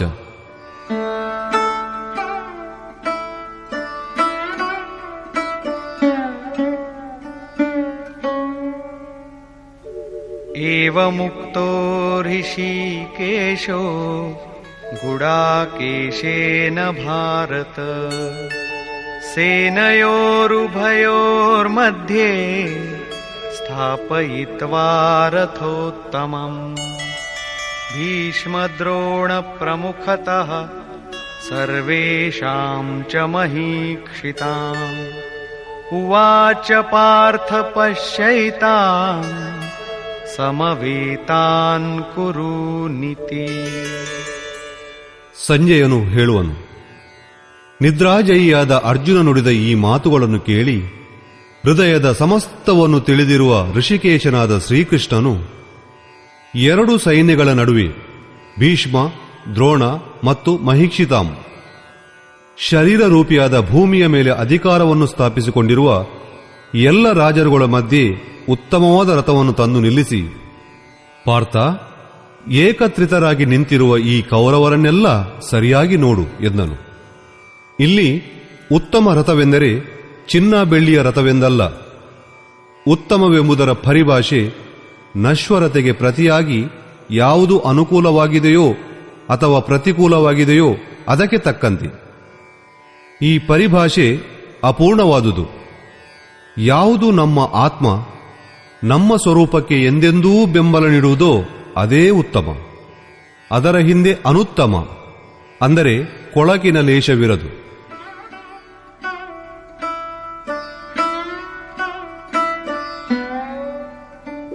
ತತ್ರಾಪಶ್ಯತ್ ಸ್ಥಿತಾನ್ ಪಾರ್ಥಃ ಪಿತॄನಥ ಪಿತಾಮಹಾನ್ ಆಚಾರ್ಯಾನ್ ಮಾತುಲಾನ್ ಭ್ರಾತೃನ್ ಪುತ್ರಾನ್ ಪೌತ್ರಾನ್ ಸಖೀನ್ಸ್ತಥಾ ಶ್ವಶುರಾನ್ ಸುಹೃದಶ್ಚೈವ ಸೇನಯೋರುಭಯೋರಪಿ. ನಂತರ ಇಟ್ಟ ಗುರಿಯನ್ನು ತಪ್ಪದ ಪಾರ್ಥಿವ ಶರೀರವನ್ನೇ ರಥವನ್ನಾಗಿ ಮಾಡಿಸಿಕೊಂಡಿರುವ ಪಾರ್ಥನು ಆ ಎರಡೂ ಸೈನ್ಯದಲ್ಲಿ ನೆರೆದಿರುವ ಪಿತೃರು, ಪಿತಾಮಹರು, ಆಚಾರ್ಯರು, ಮಾವಂದಿರು, ಅಣ್ಣ ತಮ್ಮಂದಿರು, ಪೌತ್ರರು, ಮಿತ್ರರು, ಶ್ವಶುರರು, ಸಹೃದಯರು ಇವರನ್ನೆಲ್ಲ ಕಂಡರು. ಎರಡೂ ಸೈನ್ಯಗಳಲ್ಲೂ ಅರ್ಜುನನಿಗೆ ತನ್ನ ಬಂಧು ಬಳಗ, ನೆಂಟರಿಷ್ಟರು, ಮಾವ ಅಳಿಯ, ಅಣ್ಣ ತಮ್ಮ, ಗುರು ಆಚಾರ್ಯ ಹೀಗೆ ಎಲ್ಲರೂ ತನ್ನವರೇ. ಮಹಾಭಾರತ ಕಾಲದ ಗಣಿಕೆಯಂತೆ 18 ಅಕ್ಷೋಹಿಣಿ ಎಂದರೆ ಸುಮಾರು 40 ಲಕ್ಷವಾಗುವುದು. ಈಗ ಪ್ರಚಾರದಲ್ಲಿರುವ ಅಂಕಿ ಅಂಶಗಳಂತೆ 18 ಅಕ್ಷೋಹಿಣಿ ಎಂದರೆ 6.5 ಅರ್ಬುದ, ಅಂದರೆ ಇಂದಿನ ಪ್ರಪಂಚದ ಜನಸಂಖ್ಯೆಯಷ್ಟು. ಇಷ್ಟೊಂದು ಜನಸಂಖ್ಯೆಗೆ ಪ್ರಪಂಚದಲ್ಲಿ ಈಗಾಗಲೇ ಅನ್ನ, ಬಟ್ಟೆ, ವಸತಿಗಳನ್ನೊದಗಿಸುವುದು ಬೃಹತ್ ಸಮಸ್ಯೆಯಾಗಿದೆ. ಇದೇ ಇಷ್ಟೊಂದು ಜನಸಮೂಹ ಕೇವಲ ಅರ್ಜುನನ 3-4 ಪರಿವಾರಗಳಲ್ಲಿತ್ತೆಂದರೆ ಅದನ್ನು ನಂಬಲಾದೀತೆ. ಆದ್ದರಿಂದ ಇದು ಹೃದಯ ಶಕ್ತಿಗೆ ಸಂಬಂಧಿಸಿದ ಚಿತ್ರಣ.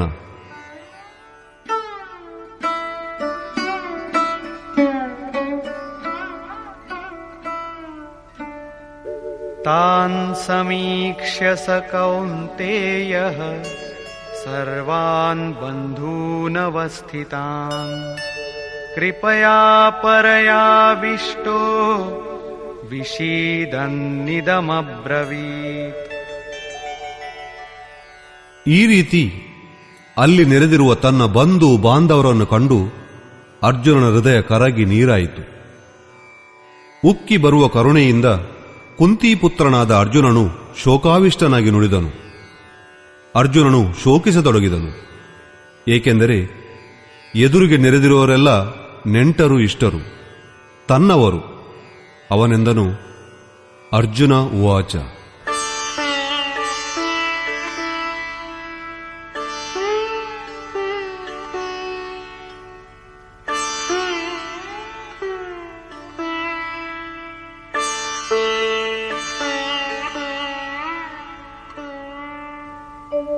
ದೃಷ್ಟ್ವೇಮಂ ಸ್ವಜನಂ ಕೃಷ್ಣ ಯುಯುತ್ಸುಂ ಸಮುಪಸ್ಥಿತಂ ಸೀದಂತಿ ಮಮ ಗಾತ್ರಾಣಿ ಮುಖಂ ಚ ಪರಿಶುಷ್ಯತಿ ವೇಪಥುಶ್ಚ ಶರೀರೇ ಮೇ ರೋಮಹರ್ಷಶ್ಚ ಜಾಯತೆ.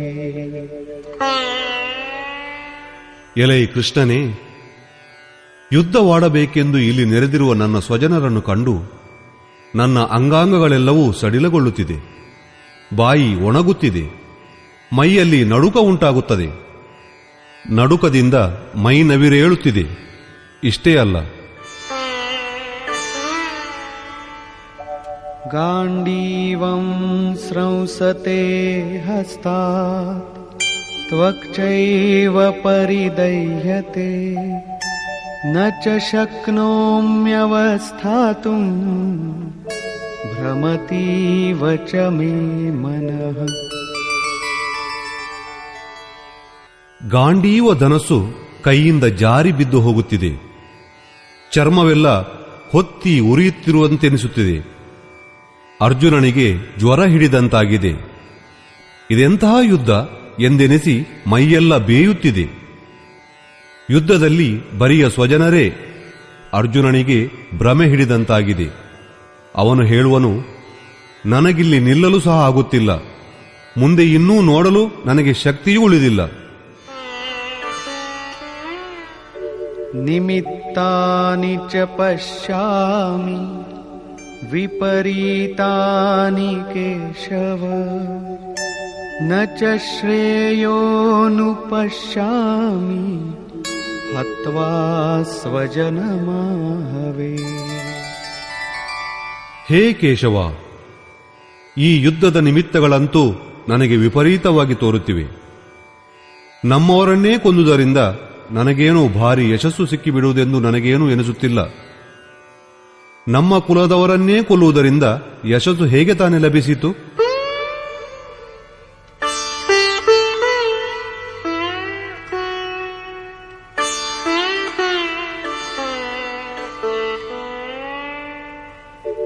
ನ ಕಾಂಕ್ಷೇ ವಿಜಯಂ ಕೃಷ್ಣ ನ ಚ ರಾಜ್ಯಂ ಸುಖಾನಿ ಚ ಕಿನ್ನೋ ರಾಜ್ಯೇನ ಗೋವಿಂದ ಕಿಂ ಭೋಗೈರ್ಜೀವಿತೇನ ವಾ.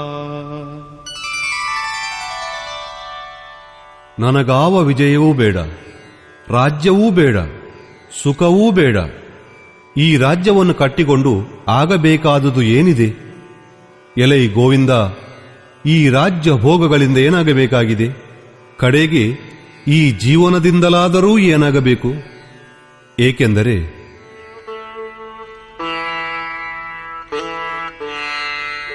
ಯೇಷಾಮರ್ಥೇ ಕಾಂಕ್ಷಿತಂ ನೋ ರಾಜ್ಯಂ ಭೋಗಾಃ ಸುಖಾನಿ ಚ ತೈಮೇವ ಸ್ಥಿತಾ ಯುದ್ಧೇ ಪ್ರಾಣಾಂಸ್ತ್ಯಕ್ತ್ವಾ ಧನಾನಿ ಚ. ಯಾರಿಗಾಗಿ ನಾವು ಈ ರಾಜ್ಯವನ್ನು, ಭೋಗವನ್ನು, ಧನವನ್ನು ಅಪೇಕ್ಷಿಸುವೆವೋ ಅವರೇ ಯುದ್ಧ ಕ್ಷೇತ್ರದಲ್ಲಿ ಜೀವದಾಸೆಯನ್ನು ತೊರೆದು ನಿಂತಿರುವರು. ಈ ಪರಿವಾರಕ್ಕೋಸ್ಕರವಾಗಿ ರಾಜ್ಯವನ್ನು ಅಪೇಕ್ಷಿಸಿದೆವು.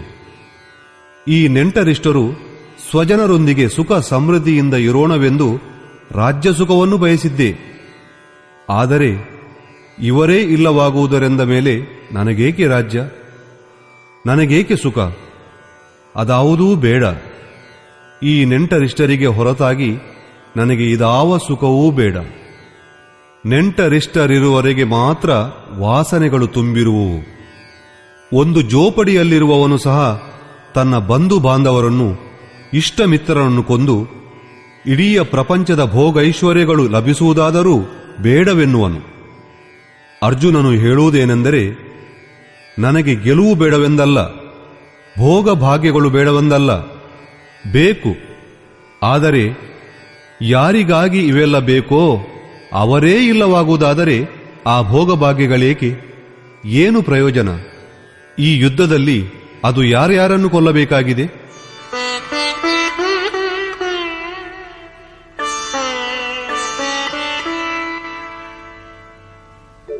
ಆಚಾರ್ಯಾಃ ಪಿತರಃ ಪುತ್ರಾಃ ತಥೈವ ಚ ಪಿತಾಮಹಾಃ ಮಾತುಲಾಃ ಶ್ವಶುರಾಃ ಪೌತ್ರಾಃ ಶಾಲಾಃ ಸಂಬಂಧಿನಸ್ತಥಾ. ಈ ಯುದ್ಧದಲ್ಲಿ ದೊಡ್ಡಪ್ಪ, ಚಿಕ್ಕಪ್ಪ, ಮಕ್ಕಳು, ಮೊಮ್ಮಕ್ಕಳು, ಅಜ್ಜಂದಿರು, ಮಾವಂದಿರು, ಭಾವ ಮೈದುನರು, ತೀರ ಹತ್ತಿರದ ಸಂಬಂಧದವರು ಇವರನ್ನೆಲ್ಲ ಕೊಲ್ಲಬೇಕು.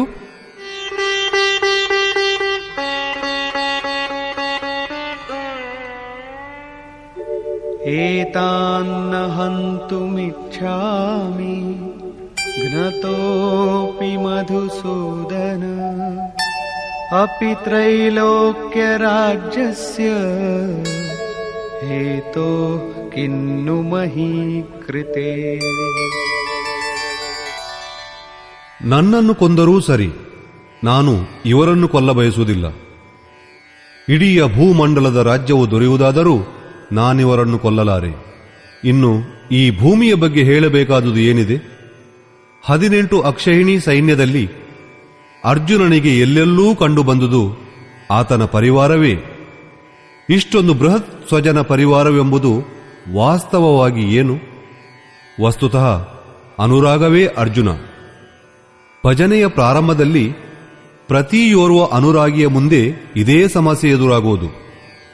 ಎಲ್ಲರಿಗೂ ಭಜನೆ ಬೇಕು, ಆ ಅನುರಾಗವನ್ನು ಪಡೆಯಬೇಕು ಎಂದು ಎಲ್ಲರೂ ಬಯಸುವರು. ಆದರೆ ಓರ್ವ ಅನುಭವಿಯಾದ ಗುರುವಿನ ಆರೈಕೆಯಲ್ಲಿ ಅನುರಾಗಿಯಾದವನು ತಾನು ಯಾವ ಕ್ಷೇತ್ರಜ್ಞರ ಸಂಘರ್ಷವನ್ನು ಅರ್ಥ ಮಾಡಿಕೊಳ್ಳುವನೋ ಹಾಗೂ ತಾನು ಯಾರೊಂದಿಗೆ ಕಾದಾಡಬೇಕು ಎಂಬುದನ್ನು ತಿಳಿಯುವನೋ ಆ ಕೂಡಲೇ ಅವನು ಹತಾಶನಾಗುವನು. ಅವನು ಬಯಸುವುದೇನೆಂದರೆ ತನ್ನ ತಂದೆಯ ಪರಿವಾರ, ಮಾವನ ಪರಿವಾರ, ಇಷ್ಟ ಮಿತ್ರರ, ಬಂಧು ಬಳಗದವರ ಪರಿವಾರ ಇವರೆಲ್ಲರೂ ಸುಖವಾಗಿದ್ದು ತಾನು ಇವರೆಲ್ಲರ ಸುಖದ ವ್ಯವಸ್ಥೆಯನ್ನು ಮಾಡಿದ ನಂತರ ತಾನೂ ಸ್ವತಃ ಕೂಡ ಪರಮಾತ್ಮನ ಸ್ವರೂಪವನ್ನು ಪಡೆದರೆ ಆಗ ತಾನು ಕೃತಾರ್ಥ ಎಂದು.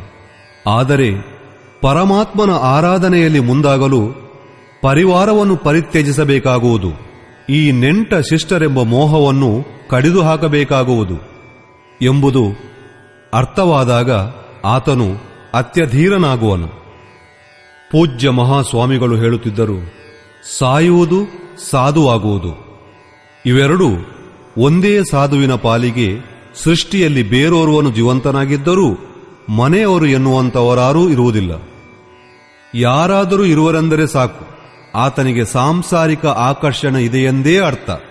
ಅಂದ ಮೇಲೆ ಮೋಹವೆಂಬುದು ಹೋಗಲಿಲ್ಲ. ಎಲ್ಲಿಯವರೆಗೆ ಆಕರ್ಷಣೆ ಎಂಬುದು ಹೋಗದೋ ಅಲ್ಲಿಯವರೆಗೆ ಆ ಆಕರ್ಷಣೆಯೊಂದಿಗೆ ತನಗಿರುವ ಸಂಬಂಧವನ್ನೂ ಕಡಿದುಕೊಂಡಂತಾಗಲಿಲ್ಲ. ಮೋಹ ಉಳಿಯಿತು, ಅದನ್ನು ಗೆದ್ದಾಗ ಮಾತ್ರ ವಿಜಯ.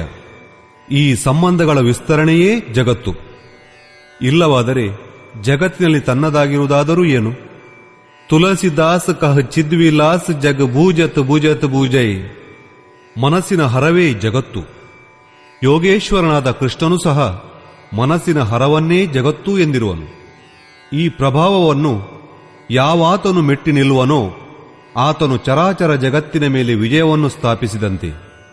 ಇಹೈವ ತೈರ್ಜ್ಯತಃ ಸರ್ಗೋಯೇಷಾಂ ಸಾಮೇ ಸ್ಥಿತಂ ಮನಃ. ಅರ್ಜುನನೋರ್ವನೇ ಅಧೀರ ಎಂದು ತಿಳಿಯಬೇಡಿ. ಅನುರಾಗವೆಂಬುದು ಎಲ್ಲರ ಹೃದಯದಲ್ಲೂ ಇದೆ. ಪ್ರತಿ ಅನುರಾಗಿಯೂ ಅಧೀರನಾಗುವನು. ಅವನಿಗೆ ತನ್ನ ಬಂಧು ಬಳಗದ ನೆನಪಾಗತೊಡಗುವುದು.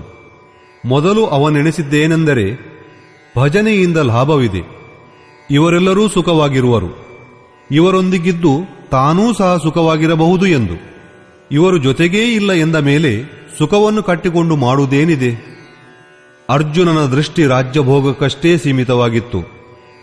3 ಲೋಕದ ಒಡೆತನವೇ ಸುಖದ ಪರಾಕಾಷ್ಠೆ ಎಂಬುದು ಆತನ ಎಣಿಕೆ. ಇದರಿಂದ ಮುಂದಕ್ಕೂ ಒಂದಾನೊಂದು ಸತ್ಯವಿದೆ ಎಂಬ ತಿಳುವಳಿಕೆ ಆತನಿಗಿನ್ನೂ ಇಲ್ಲ.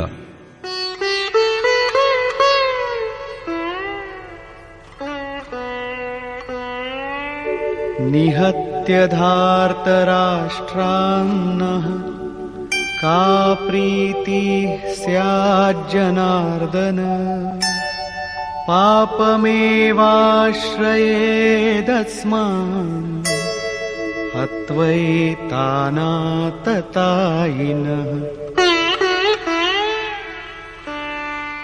ಎಲೇ ಜನಾರ್ದನ, ಧೃತರಾಷ್ಟ್ರ ಮಕ್ಕಳನ್ನೇ ಆಗಲಿ ಕೊಲ್ಲುವುದರಿಂದ ನಮಗೇನು ತಾನೇ ಸಂತೋಷ ಉಂಟಾದೀತು? ಧೃತರಾಷ್ಟ್ರ ಎಂದರೆ ಇಲ್ಲಿ ದೃಷ್ಟತೆಯ ರಾಜ್ಯ ಎಂದು. ಆತನಿಂದ ಹುಟ್ಟಿದಂತಹ ಮೋಹ ರೂಪಿಯಾದ ದುರ್ಯೋಧನ ಮೊದಲಾದವರನ್ನು ಕೊಂದು ತಾನೇ ತಮಗೇನು ಸಂತೋಷ ಉಂಟಾದೀತು? ಈ ಆತ ತಾಯಿಗಳನ್ನು ಕೊಂದುದರಿಂದ ನಮಗೆ ಪಾಪವೇ ಕೈಹತ್ತುವುದು. ಯಾವಾತನು ಹೊಟ್ಟೆಪಾಡಿಗಾಗಿ ತುಚ್ಛವಾದ ಲಾಭವನ್ನು ಬಯಸಿ ಅನ್ಯಾಯದ ಮಾರ್ಗವನ್ನು ಹಿಡಿಯುವನೋ ಅವನೇ ಆತ ತಾಯಿ. ಅಧ್ಯಾತ್ಮ ಮಾರ್ಗದಲ್ಲಿ ಅಡ್ಡಿ ಅಡಚಣೆಯನ್ನು ತಂದೊಡ್ಡುವವನು, ಆತ್ಮ ಸಾಕ್ಷಾತ್ಕಾರದಲ್ಲಿ ಅಡ್ಡಿಯುಂಟು ಮಾಡುವ ಕಾಮ, ಕ್ರೋಧ, ಲೋಭ, ಮೋಹ ಮುಂತಾದ ಅರಿವರ್ಗವೇ ಆತ ತಾಯಿ.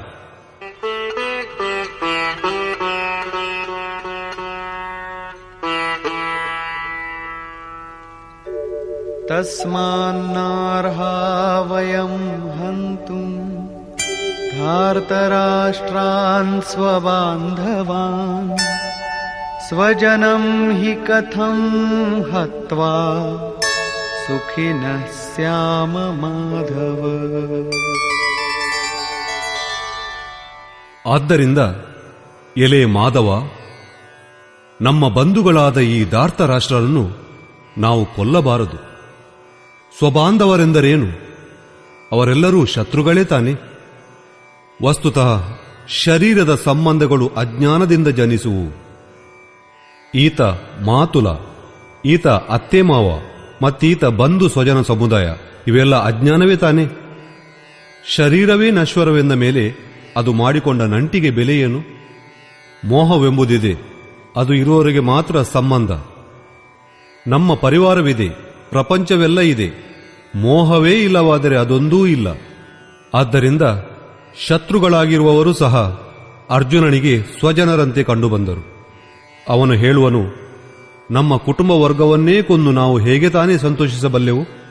ಅಜ್ಞಾನ, ಮೋಹವೆಂಬುದು ಇಲ್ಲವಾದರೆ ಕುಟುಂಬದ ಅಸ್ತಿತ್ವವೇ ಇರಲಾರದು. ಈ ಅಜ್ಞಾನವು ಜ್ಞಾನಕ್ಕೆ ಪ್ರೇರಕ ಹೌದು. ಭರ್ತೃಹರಿ, ತುಳಸಿ ಮುಂತಾದ ಮಹಾಪುರುಷರಿಗೆ ಪ್ರೇರಣೆ ಪತ್ನಿಯಿಂದಲೇ. ಮತ್ತೋರ್ವ ಮಲತಾಯಿಯ ವ್ಯವಹಾರದಿಂದ ನೊಂದು ವೈರಾಗ್ಯದ ಹಾದಿಯನ್ನು ಹಿಡಿದನು.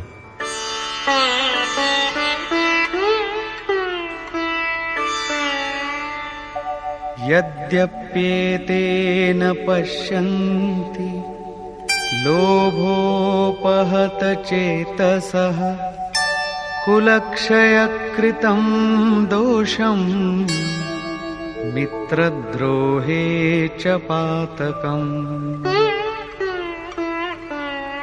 ಲೋಭದಿಂದ ಗಾಸಿಕೊಂಡ ಮನವುಳ್ಳ ಇವರು ಕುಲಕ್ಷಯವಾಗುವ ದೋಷವನ್ನು, ಮಿತ್ರದೋಹವಾಗುವ ಪಾಪವನ್ನು ಅರ್ಥ ಮಾಡಿಕೊಳ್ಳಲಾರರು. ಇದು ಅವರ ಕೊರತೆ. ಆದರೂ ಕಥಂ ನ ಜ್ಞೇಯಮಸ್ಮಾಭಿಃ ಪಾಪಾದಸ್ಮಾನ್ ನಿವರ್ತಿತುಂ ಕುಲಕ್ಷಯಕೃತಂ ದೋಷಂ ಪ್ರಪಶ್ಯದ್ಭಿರ್ಜನಾರ್ದನ.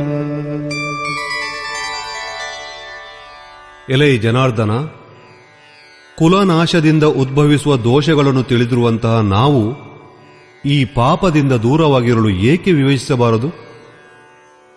ನಾನೋರ್ವನೇ ಪಾಪವನ್ನು ಮಾಡುತ್ತಿರುವೆನೆಂದಲ್ಲ, ನೀನೂ ಸಹ ಇದೇ ತಪ್ಪನ್ನು ಮಾಡ ಹೊರಟಿರುವೆ. ಹೀಗೆ ಶ್ರೀಕೃಷ್ಣನ ಮೇಲೆ ಆಪಾದನೆ. ತಿಳುವಳಿಕೆಯಲ್ಲಿ ತಾನು ಶ್ರೀಕೃಷ್ಣನಿಗಿಂತ ಕಡಿಮೆ ಎಂಬ ಅರಿವೇ ಆತನಿಗಿದ್ದಂತಿಲ್ಲ. ಪ್ರತಿಯೋರ್ವ ಸಾಧಕನೂ ಸದ್ಗುರುವಿನ ಬಳಿ ಹೋಗಿ ಹೀಗೆಯೇ ತರ್ಕವಾಡುವನು. ತನ್ನನ್ನು ಜ್ಞಾನಿಯೆಂದೇ ಭಾವಿಸಿರುವನು. ಅರ್ಜುನನು ಸಹ ಇದನ್ನೇ ಹೇಳುವನು. ಇವರು ತಿಳಿಯದವರು, ಆದರೆ ನಾನು ಮತ್ತು ನೀನು ಹಾಗಲ್ಲ. ಕುಲನಾಶದಿಂದುಂಟಾಗುವ ದೋಷಗಳ ಬಗ್ಗೆ ನಾವು ವಿಚಾರ ಮಾಡಲೇಬೇಕಲ್ಲವೇ? ಕುಲನಾಶದಿಂದುಂಟಾಗುವ ದೋಷವೇನು? ಕುಲಕ್ಷಯೇ ಪ್ರಣಶ್ಯಂತಿ ಕುಲಧರ್ಮಾಃ ಸನಾತನಾಃ ಧರ್ಮೇ ನಷ್ಟೇ ಕುಲಂ ಕೃತ್ಸ್ನಂ ಅಧರ್ಮೋಭಿಭವತ್ಯುತ. ಕುಲನಾಶದಿಂದ ಸನಾತನವಾದ ಕುಲಧರ್ಮಗಳು ನಶಿಸಿ ಹೋಗುವು. ಅರ್ಜುನನು ಕುಲಧರ್ಮ ಕುಲಾಚಾರಗಳನ್ನೇ ಸನಾತನ ಧರ್ಮವೆಂದು ಬಗೆದಿರುವನು. ಧರ್ಮವು ನಾಶವಾದರೆ ಸಂಪೂರ್ಣ ಫಲಕ್ಕೆ ಪಾಪವು ತಟ್ಟುವುದು. ಅಧರ್ಮಾಭಿಭವಾತ್ ಕೃಷ್ಣ ಪ್ರದುಷ್ಯಂತಿ ಕುಲಸ್ತ್ರೀಯಃ ಸ್ತ್ರೀಷು ದುಷ್ಟಾಸು ಆರ್ಷ್ಣೇಯ ಜಾಯತೆ ವರ್ಣಸಂಕರಃ. ಅಧರ್ಮವು ಹೆಚ್ಚುವುದರಿಂದ ಕುಲಸ್ತ್ರೀಯರು ಕೆಡುವರು. ಎಲೆ ವಾರ್ಷ್ಣೇಯನೇ, ಸ್ತ್ರೀಯರು ಕೆಟ್ಟರೆ ವರ್ಣಸಂಕರ ಉಂಟಾಗುವುದು. ಅರ್ಜುನನ ಭಾವನೆ ಏನೆಂದರೆ ಕುಲಸ್ತ್ರೀಯರು ಕೆಡುವುದರಿಂದ ವರ್ಣಸಂಕರ ಉಂಟಾಗುವುದು ಎಂದು. ಆದರೆ ಶ್ರೀಕೃಷ್ಣನು ಈ ಮಾತನ್ನು ಖಂಡಿಸುತ್ತಾ ಮುಂದೆ ಹೇಳುವನು, ನನ್ನ ಅಥವಾ ಸ್ವಸ್ವರೂಪದ ಆರಾಧನಾ ಕ್ರಮದಲ್ಲಿ ಭ್ರಮೆಯನ್ನು ತಂದುಕೊಳ್ಳುವುದೇ ವರ್ಣಸಂಕರ. ವರ್ಣಸಂಕರದಿಂದ ಯಾವ ದೋಷಗಳು ಉದ್ಭವಿಸುವು ಎಂಬುದರ ಮೇಲೆ ಅರ್ಜುನನು ಬೆಳಕು ಚೆಲ್ಲುವನು.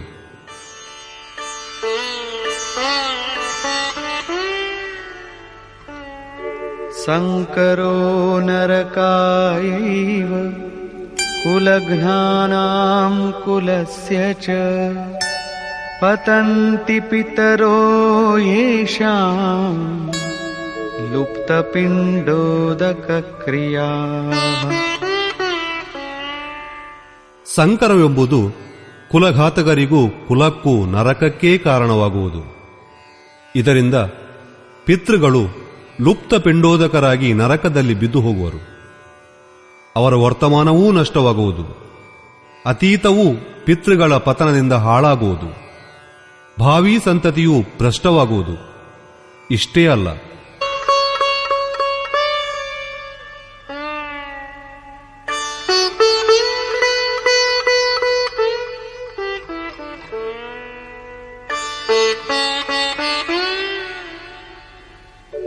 ದೋಷೈರೇತೈಃ ಕುಲಘ್ನಾನಾಂ ವರ್ಣಸಂಕರಕಾರಕೈಃ ಉತ್ಸಾದ್ಯಂತೆ ಜಾತಿಧರ್ಮಾಃ ಕುಲಧರ್ಮಾಶ್ಚ ಶಾಶ್ವತಾಃ. ವರ್ಷ ಸಂಕರವನ್ನುಂಟು ಮಾಡುವ ದೋಷಗಳಿಂದ ಕುಲಘಾತಕರ ಮತ್ತು ಕುಲದ ಸನಾತನ ಧರ್ಮಗಳು, ಜಾತಿ ಧರ್ಮಗಳು ನಷ್ಟ ಭ್ರಷ್ಟವಾಗುವು. ಅರ್ಜುನನು ಭಾವಿಸಿದ್ದೇನೆಂದರೆ ಕುಲಧರ್ಮವೇ ಸನಾತನ, ಅದೇ ಶಾಶ್ವತ ಎಂದು. ಆದರೆ ಶ್ರೀಕೃಷ್ಣನು ಈ ಮಾತನ್ನು ಖಂಡಿಸಿ ಆತ್ಮವೊಂದೇ ಸನಾತನವಾದುದು, ಶಾಶ್ವತವಾದುದು ಎಂದು. ವಾಸ್ತವಿಕ ಧರ್ಮವನ್ನರಿಯುವ ಮೊದಲು ಮನುಷ್ಯನು ಧರ್ಮವೆಂಬ ಹೆಸರಿನ ಮೇಲೆ ಒಂದಾನೊಂದು ರೂಢಿಯನ್ನೋ ಸಂಪ್ರದಾಯವನ್ನೇ ಧರ್ಮವೆಂದೆಣಿಸುವನು. ಅದೇ ರೀತಿಯಲ್ಲಿ ಅರ್ಜುನನ ಭಾವನೆಯೂ ಕೂಡ. ಆದರೆ ಶ್ರೀಕೃಷ್ಣನ ಮಾತುಗಳಲ್ಲಿ ಇದೊಂದು ರೂಢಿಯಷ್ಟೇ ಹೊರತು ಬೇರೇನಲ್ಲ.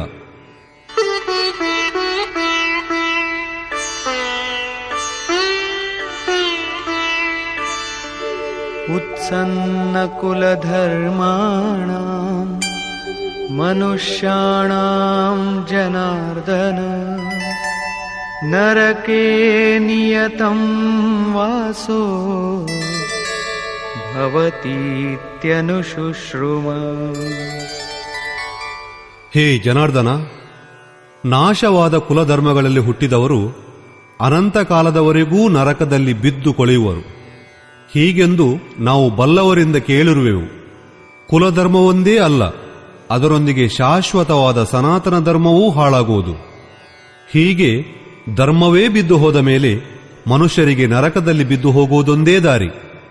ಹೀಗೆಂದು ನಾವು ಕೇಳಿರುವೆವು, ಆದರೆ ನೋಡಿಲ್ಲ. ಅಹೋ ಬತ ಮಹತ್ ಪಾಪಂ ಕರ್ತುಂ ವ್ಯವಸಿತಾ ವಯಂ ಯದ್ರಾಜ್ಯ ಸುಖಲೋಭೇನ ಹಂತುಂ ಸ್ವಜನಮುದ್ಯತಾಃ. ಓಹೋ, ನಾವು ಬುದ್ಧಿವಂತರಾಗಿದ್ದು ಸಹ ಇದೆಂತಹ ಮಹಾಪಾಪವನ್ನು ಮಾಡ ಹೊರಟಿರುವೆವು. ರಾಜ್ಯ ಸುಖ ಭೋಗಗಳೆಂಬ ಲೋಭಕ್ಕೆ ಮನಗೊಟ್ಟು ಸ್ವಜನರನ್ನೇ ಕೊಲ್ಲ ಹೊರಟಿರುವೆವಲ್ಲ. ಈಗಲೂ ಅರ್ಜುನನಿಗೆ ತಾನಿನ್ನೂ ತಿಳಿಯದವನು ಎಂಬ ಅರಿವಿಲ್ಲ. ಪ್ರಾರಂಭದಲ್ಲಿ ಪ್ರತಿಯೋರ್ವ ಜ್ಞಾನದಲ್ಲಿ ಅಪೂರ್ಣವಾಗಿರುವಾಗ ತನ್ನನ್ನು ತಾನು ಮಹಾಜ್ಞಾನಿಯೆಂದೇ ಭಾವಿಸಿರುವನು. ಆದರೆ ಅಪೂರ್ಣ ಜ್ಞಾನದಿಂದ ಪೂರ್ಣತೆಯ ಕಡೆ ಸರಿಯುತ್ತಾ ತಾನು ಮಹಾಮೂರ್ಖನೆನಿಸಿಕೊಳ್ಳುವನು. ಇದೇ ಪರಿಯಾಗಿ ಈಗ ಅರ್ಜುನನು ತನ್ನನ್ನೀಗ ಮಹಾಜ್ಞಾನಿಯೆಂದೇ ಭಾವಿಸಿಕೊಂಡಿರುವನು. ಅವನು ಶ್ರೀಕೃಷ್ಣನಿಗೆ ತಿಳಿಯ ಹೇಳಲು ಪ್ರಯತ್ನಿಸಿರುವುದರಿಂದ ಈ ಪಾಪದಿಂದ ಪರಮ ಕಲ್ಯಾಣವೇನೂ ಆಗದು. ರಾಜ್ಯ ಸುಖ ಭೋಗಗಳ ಲಾಲಸೆಗೆ ಬಿದ್ದು ನಾವೀಗ ಕುಲನಾಶವನ್ನೇ ಮಾಡುವ ಮಹಾಪಾಪಕ್ಕೆ ಇಳಿಯುತ್ತಿರುವೆವು. ಭಾರೀ ತಪ್ಪು ಮಾಡುತ್ತಿರುವೆವು. ನಾವು ಮಾತ್ರವಲ್ಲ, ನೀನೂ ಮಾಡುತ್ತಿರುವೆ. ಶ್ರೀಕೃಷ್ಣನಿಗೂ ಒಂದು ಧಕ್ಕೆ ಕೊಟ್ಟನು. ಕಡೆಯಲ್ಲಿ ಅರ್ಜುನನು ತನ್ನ ನಿರ್ಣಯವನ್ನು ತಿಳಿಸುವನು.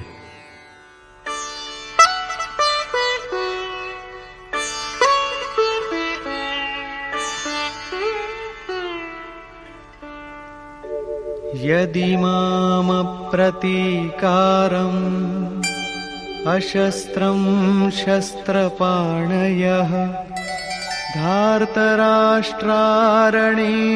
ಹನ್ಯುಃ ತನ್ಮೇ ಕ್ಷೇಮತರಂ ಭವೇತ್. ಶಸ್ತ್ರರಹಿತನಾಗಿ ಬರಿಗೈಯಲ್ಲಿ ನಿಂತು ಅವರ ಮೇಲೆ ಮುನ್ನುಗ್ಗದೆ ಸುಮ್ಮನಿರುವ ನನ್ನನ್ನು ಶಸ್ತ್ರಾಸ್ತ್ರಗಳನ್ನು ಹಿಡಿದು ನಿಂತಿರುವ ಧೃತರಾಷ್ಟ್ರನ ಮಕ್ಕಳು ಕೊಂದು ಹಾಕುವುದಾದರೆ ಅದೂ ಸಹ ನನಗೆ ಹಿತಕರವೇ ಆದೀತು. ಅರ್ಜುನ ವಾಸ್ತವವಾಗಿಯೂ ತಿಳಿದವನು. ತಾನೇ ಬಲಿಯಾದರೂ ಚಿಂತೆಯಿಲ್ಲ ಎಂದು ಯುದ್ಧವನ್ನು ತಡೆಗಟ್ಟಿದನಲ್ಲ ಎಂದು ಇತಿಹಾಸವಾದರೂ ತನ್ನನ್ನು ಮುಂದೆ ಕೊಂಡಾಡುವುದು. ಜನರು ತಮ್ಮ ಪ್ರಾಣಗಳನ್ನೇ ಬಲಿ ಕೊಡುವವರು ಏಕೆ? ಏನೂ ಅರಿಯದ ಹಸುಳೆಗಳಾದರೂ ಮುಂದೆ ಸುಖವಾಗಿರಲಿ ಎಂದು, ತಮ್ಮ ವಂಶವಾದರೂ ಉಳಿದುಕೊಳ್ಳಲಿ ಎಂದು. ಮನುಷ್ಯನು ವಿದೇಶಕ್ಕೆ ಹೋಗಿ ಅಲ್ಲಿ ವೈಭವಪೂರ್ಣವಾದ ಬಂಗಲೆಯಲ್ಲಿದ್ದರೂ 4-6 ದಿನಗಳಲ್ಲಿ ಅವನಿಗೆ ತನ್ನ ಹಳೆಯ ಗುಡಿಸಲಿನ ನೆನಪಾಗುವುದು. ಮೋಹವೆಂಬುದು ಅಷ್ಟು ಪ್ರಬಲವಾದುದು. ಆದ್ದರಿಂದ ಅರ್ಜುನನೆನ್ನುವನು, ಯಾವ ಪ್ರತೀಕಾರವನ್ನೂ ಮಾಡದಿರುವ ನನ್ನ ಮೇಲೆ ಕೈ ಮಾಡಿ ಕೊಂದರೂ ಸರಿಯೇ, ಅದೇ ನನಗೆ ಹಿತ. ಆದ್ದರಿಂದಲೇ ನನಗೆ ಪರಮ ಕಲ್ಯಾಣ. ಏಕೆಂದರೆ ಮುಂದೆ ಮಕ್ಕಳಾದರೂ ಚೆನ್ನಾಗಿ ಇರುವರಷ್ಟೇ. ಸಂಜಯ ವಾಚ.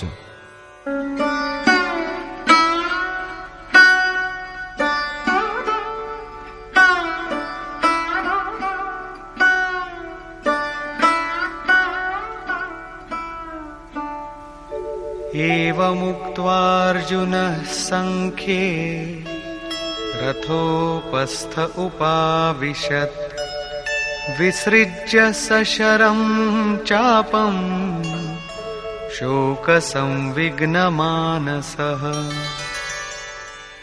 ಸಂಜಯನು ಹೇಳುವನು, ಹೀಗೆಂದು ಅರ್ಜುನನು ಶೋಕಾದ್ವಿಗ್ನ ಮನವುಳ್ಳವನಾಗಿ ತನ್ನ ಧನುರ್ಬಾಣಗಳನ್ನು ಕಳಚಿಟ್ಟು ರಥದ ಹಿಂಭಾಗಕ್ಕೆ ಹೋಗಿ ಕುಳಿತುಬಿಟ್ಟನು. ಅಂದರೆ ಕ್ಷೇತ್ರಜ್ಞರ ಸಂಘರ್ಷದಲ್ಲಿ ಭಾಗವಹಿಸಲು ಹಿಂದೆಗೆದು ಕುಳಿತನು. ನಿಷ್ಕರ್ಷೆ: ಗೀತೆ ಎಂಬುದು ಕ್ಷೇತ್ರಜ್ಞರ ಯುದ್ಧದ ನಿರೂಪಣೆ. ಇದು ಈಶ್ವರೀಯ ವಿಭೂತಿಗಳಿಂದೊಡಗೂಡಿದ ಭಗವತ್ ಸ್ವರೂಪವನ್ನು ತೋರಿಕೊಡುವಂತಹ ಗಾನ. ಈ ಗಾನವು ಯಾವ ಕ್ಷೇತ್ರದಲ್ಲಿ ನಡೆಯುವುದೋ ಆ ಯುದ್ಧ ಕ್ಷೇತ್ರ ಈ ಶರೀರ. ಇದರಲ್ಲಿ 2 ಪ್ರವೃತ್ತಿಗಳಿವೆ, ಧರ್ಮಕ್ಷೇತ್ರ ಮತ್ತು ಕುರುಕ್ಷೇತ್ರ. ಈ ಸೈನ್ಯಗಳ ಸ್ವರೂಪ ಮತ್ತು ಬಲದ ಆಧಾರವನ್ನು ತಿಳಿಸಲಾಯಿತು. ಶಂಖ ಧ್ವನಿಯಿಂದ ಅವುಗಳ ಪರಾಕ್ರಮದ ಪರಿಚಯವೂ ಆಯಿತು. ನಂತರ ಯಾವ ಸೇನೆಯೊಂದಿಗೆ ಕಾದಾಡಬೇಕೋ ಆ ಸೈನ್ಯವನ್ನು ಅಡಿಯಿಂದ ಮುಡಿಯವರೆಗೆ ನಿರೀಕ್ಷಿಸಿದ್ದೂ ಆಯಿತು. ಅದರ ಎಣಿಕೆ ಸುಮಾರು 18 ಅಕ್ಷೋಹಿಣಿ ಎಂದು ಹೇಳಲಾಗಿದೆ. ಆದರೆ ವಸ್ತುತಃ ಅದು ಅನಂತ ಪ್ರಕೃತಿಯ 2 ದೃಷ್ಟಿಕೋನಗಳು. ಒಂದು ಇಷ್ಟೋನ್ಮುಖಿ ಪ್ರವೃತ್ತಿ ದೈವಿ ಸಂಪತ್ತು, ಎರಡನೆಯದು ಅಸುರಿ ಸಂಪತ್ತು. ಇವೆರಡೂ ಪ್ರಕೃತಿಗಳೇ. ಒಂದು ಇಷ್ಟದ ಕಡೆಗೆ ಪ್ರೇರೇಪಿಸುತ್ತಾ ಪರಮಧರ್ಮ ಪರಮಾತ್ಮನ ಕಡೆಗೆ ಕೊಂಡೊಯ್ಯುತ್ತದೆ. ಮತ್ತೊಂದು ಪ್ರಕೃತಿಯಲ್ಲಿ ವಿಶ್ವಾಸವನ್ನು ಗಳಿಸಿಕೊಡುವುದು. ಮೊದಲು ದೈವೀ ಸಂಪತ್ತನ್ನು ಗಳಿಸಿಕೊಂಡು ಅಸುರಿ ಸಂಪತ್ತನ್ನು ನೀಗಿಸುತ್ತದೆ. ನಂತರ ಶಾಶ್ವತ ಸನಾತನ ಬ್ರಹ್ಮ ವಸ್ತುವಿನ ದಿಗ್ದರ್ಶನ ಮಾಡಿಸಿ ಅದರಲ್ಲೇ ನೆಲೆಸುವಂತೆ ಮಾಡಿ ದೈವೀ ಸಂಪತ್ತಿನ ಅವಶ್ಯಕತೆಯನ್ನು ಉಳಿಸಿಕೊಡುತ್ತದೆ. ಯುದ್ಧದ ಪರಿಣಾಮವೂ ಹೊರಬೀಳುವುದು. ಯುದ್ಧದಲ್ಲಿ ಅರ್ಜುನನಿಗೆ ತಾನು ಕೊಲ್ಲಬೇಕಾಗಿರುವ ಸೈನ್ಯದಲ್ಲಿ ಬರಿಯ ತನ್ನ ಪರಿವಾರವೇ ಕಾಣಬರುವುದು. ನಮ್ಮ ಸಂಬಂಧವು ಎಲ್ಲಿಯ ತನಕ ಇರುವುದೋ ಅದೇ ಜಗತ್ತು, ಅಷ್ಟೇ ಜಗತ್ತು. ಅನುರಾಗದ ಮೊದಲ ಹಂತದಲ್ಲಿ ಪಾರಿವಾರಿಕ ಸಂಬಂಧವು ಅಡ್ಡಬರುವುದು. ತಾನು ಕಟ್ಟಿಕೊಂಡ ಮಧುರವಾದ ಸಂಬಂಧವು ನಾಮಾವಶೇಷವಾಗಿ ನಿಶ್ಶೇಷವಾಗುವಷ್ಟು ನುಚ್ಚು ನೂರಾಗಿ ಹೋಗುವುದು ಎಂದು ನೆನೆದೊಡನೆ ಸಾಧಕನು ಬೆಚ್ಚಿ ಬೆದರುವನು. ಸ್ವಜನ ಪ್ರೇಮವನ್ನು ಕಡಿದು ಹಾಕಲು ಅವನಿಗೆ ಕೈ ಹಿಂದೆ ಸರಿಯುವುದು. ಅದು ತನಗೆ ಅಮಂಗಳಕರವೆಂದೆನಿಸುವುದು. ಪ್ರಚಲಿತವಾಗಿರುವ ರೂಢಿಯಲ್ಲಿ ತನ್ನನ್ನು ಉಳಿಸಿಕೊಳ್ಳಲು ಯತ್ನಿಸುವನು ಅರ್ಜುನನಂತೆ. ಅರ್ಜುನನು ಹೇಳುವನು, ಕುಲಧರ್ಮವೇ ಸನಾತನ ಧರ್ಮ. ಈ ಯುದ್ಧದಿಂದ ಸನಾತನ ಧರ್ಮವು ಹಾಳಾಗುವುದು. ಕುಲಸ್ತ್ರೀಯರು ಕೆಟ್ಟು ಹೋಗುವರು. ವರ್ಣ ಸಂಕರ ಉಂಟಾಗುವುದು. ಅದು ಕುಲವನ್ನೂ ಕುಲಘಾತಕರನ್ನೂ ಅನಂತ ಕಾಲದವರೆಗೆ ನರಕದ ಕೂಪದಲ್ಲಿ ತಳ್ಳುವುದು. ಅರ್ಜುನನು ತಾನಂದುಕೊಂಡಿರುವ ಪ್ರಕಾರ ತಾನು ಸನಾತನ ಧರ್ಮವನ್ನು ರಕ್ಷಿಸಲು ಕಳವಳಗೊಳ್ಳುತ್ತಿರುವೆನೆಂದು ಭಾವಿಸಿರುವನು. ಕೃಷ್ಣನೊಂದಿಗೆ ಅವನು, ನಾವು ತಿಳಿದೂ ಈ ಮಹಾಪಾಪವನ್ನು ಮಾಡಬಹುದೇ ಎನ್ನುವನು. ಅಂದರೆ ಶ್ರೀಕೃಷ್ಣನೂ ಈ ಪಾಪವನ್ನು ಮಾಡ ಹೊರಟಿರುವನು ಎಂಬಂತೆ. ಕಟ್ಟ ಕಡೆಗೆ ಆ ಪಾಪದಿಂದ ತಪ್ಪಿಸಿಕೊಳ್ಳಲು ತಾನು ಯುದ್ಧ ಮಾಡುವುದಿಲ್ಲ ಎನ್ನುತ್ತಾ ಹಾರ್ತಭಾವದಿಂದ ರಥದ ಹಿಂಭಾಗಕ್ಕೆ ಹೋಗಿ ಕುಳಿತುಕೊಳ್ಳುವನು. ಅಂದರೆ ಕ್ಷೇತ್ರಜ್ಞರ ಸಂಘರ್ಷದಿಂದ ಹಿಂದೆ ಸರಿಯುವನು. ಟೀಕಾಕಾರರು ಈ ಅಧ್ಯಯನವನ್ನು ಅರ್ಜುನ ವಿಷಾದ ಯೋಗ ಎಂದು ಕರೆದಿರುವರು. ಅರ್ಜುನನು ಅನುರಾಗದ ಪ್ರತೀಕ. ಸನಾತನ ಧರ್ಮಕ್ಕಾಗಿ ಕಳವಳ ಪಡುವ ಅನುರಾಗಿಯ ವಿಷಾದ ಯೋಗಕ್ಕೆ ನಿಮಿತ್ತನಾಗುವನು. ಇದೇ ವಿಷಾದವೇ ಮನುವಿಗೂ ಆಗಿತ್ತು. ಹೃದಯ ಬಹುತ್ ದುಃಖ ಲಾಗ್ ಜನಮು ಗಯವು ಹರಿ ಭಗತಿ ಬಿನು. ಸಂಶಯಕ್ಕೆ ಸಿಲುಕಿದಾಗಲೇ ಮನುಷ್ಯನು ವಿಷಾದಕ್ಕೊಳಗಾಗುವನು. ವರ್ಣ ಸಂಕರವಾಗಿ ನಾವೆಲ್ಲರೂ ನರಕಭಾಜನರಾಗಬೇಕು ಎಂದು ಆತನಿಗೆ ಸಂದೇಹ. ಆದ್ದರಿಂದ ಸಂಶಯ ವಿಷಾದ ಯೋಗ ಎಂಬ ಸಾಮಾನ್ಯ ನಾಮಕರಣ ಇದಕ್ಕೆ ಉಪಯುಕ್ತವಾಗಿದೆ. ಆದ್ದರಿಂದ ಓಂ ತತ್ಸದಿತಿ ಶ್ರೀಮದ್ಭಗವದ್ಗೀತಾ ಸೂಪನಿಷತ್ಸ್ ಬ್ರಹ್ಮ ವಿದ್ಯಾಯಾಂ ಯೋಗಶಾಸ್ತ್ರೇ ಶ್ರೀಕೃಷ್ಣಾರ್ಜುನ ಸಂವಾದೆ ಸಂಶಯ ವಿಷಾದ ಯೋಗೋ ನಾಮ ಪ್ರಥಮೋಧ್ಯಾಯ. ಈ ರೀತಿ ಶ್ರೀಮದ್ಭಗವದ್ಗೀತಾ ರೂಪಿ ಉಪನಿಷತ್ ಹಾಗೂ ಬ್ರಹ್ಮವಿದ್ಯೆಯೂ ಯೋಗಶಾಸ್ತ್ರ ವಿಷಯಕವಾದ ಶ್ರೀ ಕೃಷ್ಣಾರ್ಜುನ ಸಂವಾದದಲ್ಲಿ ಸಂಶಯ ವಿಷಾದ ಯೋಗವೆಂಬ ಮೊದಲ ಅಧ್ಯಾಯವು ಮುಗಿದುದು. ಇತಿ ಶ್ರೀಮತ್ ಪರಮಹಂಸ ಪರಮಾನಂದಸ್ಯ ಶಿಷ್ಯ ಸ್ವಾಮಿ ಅಡಗಡಾನಂದ ಕೃತೆ ಶ್ರೀಮದ್ಭಗವದ್ಗೀತಾಯಃ ಯಥಾರ್ಥ ಗೀತಾ ಭಾಷ್ಯೆ ಸಂಶಯ ವಿಷಾದ ಯೋಗೋ ನಾಮ ಪ್ರಥಮೋಧ್ಯಾಯಃ.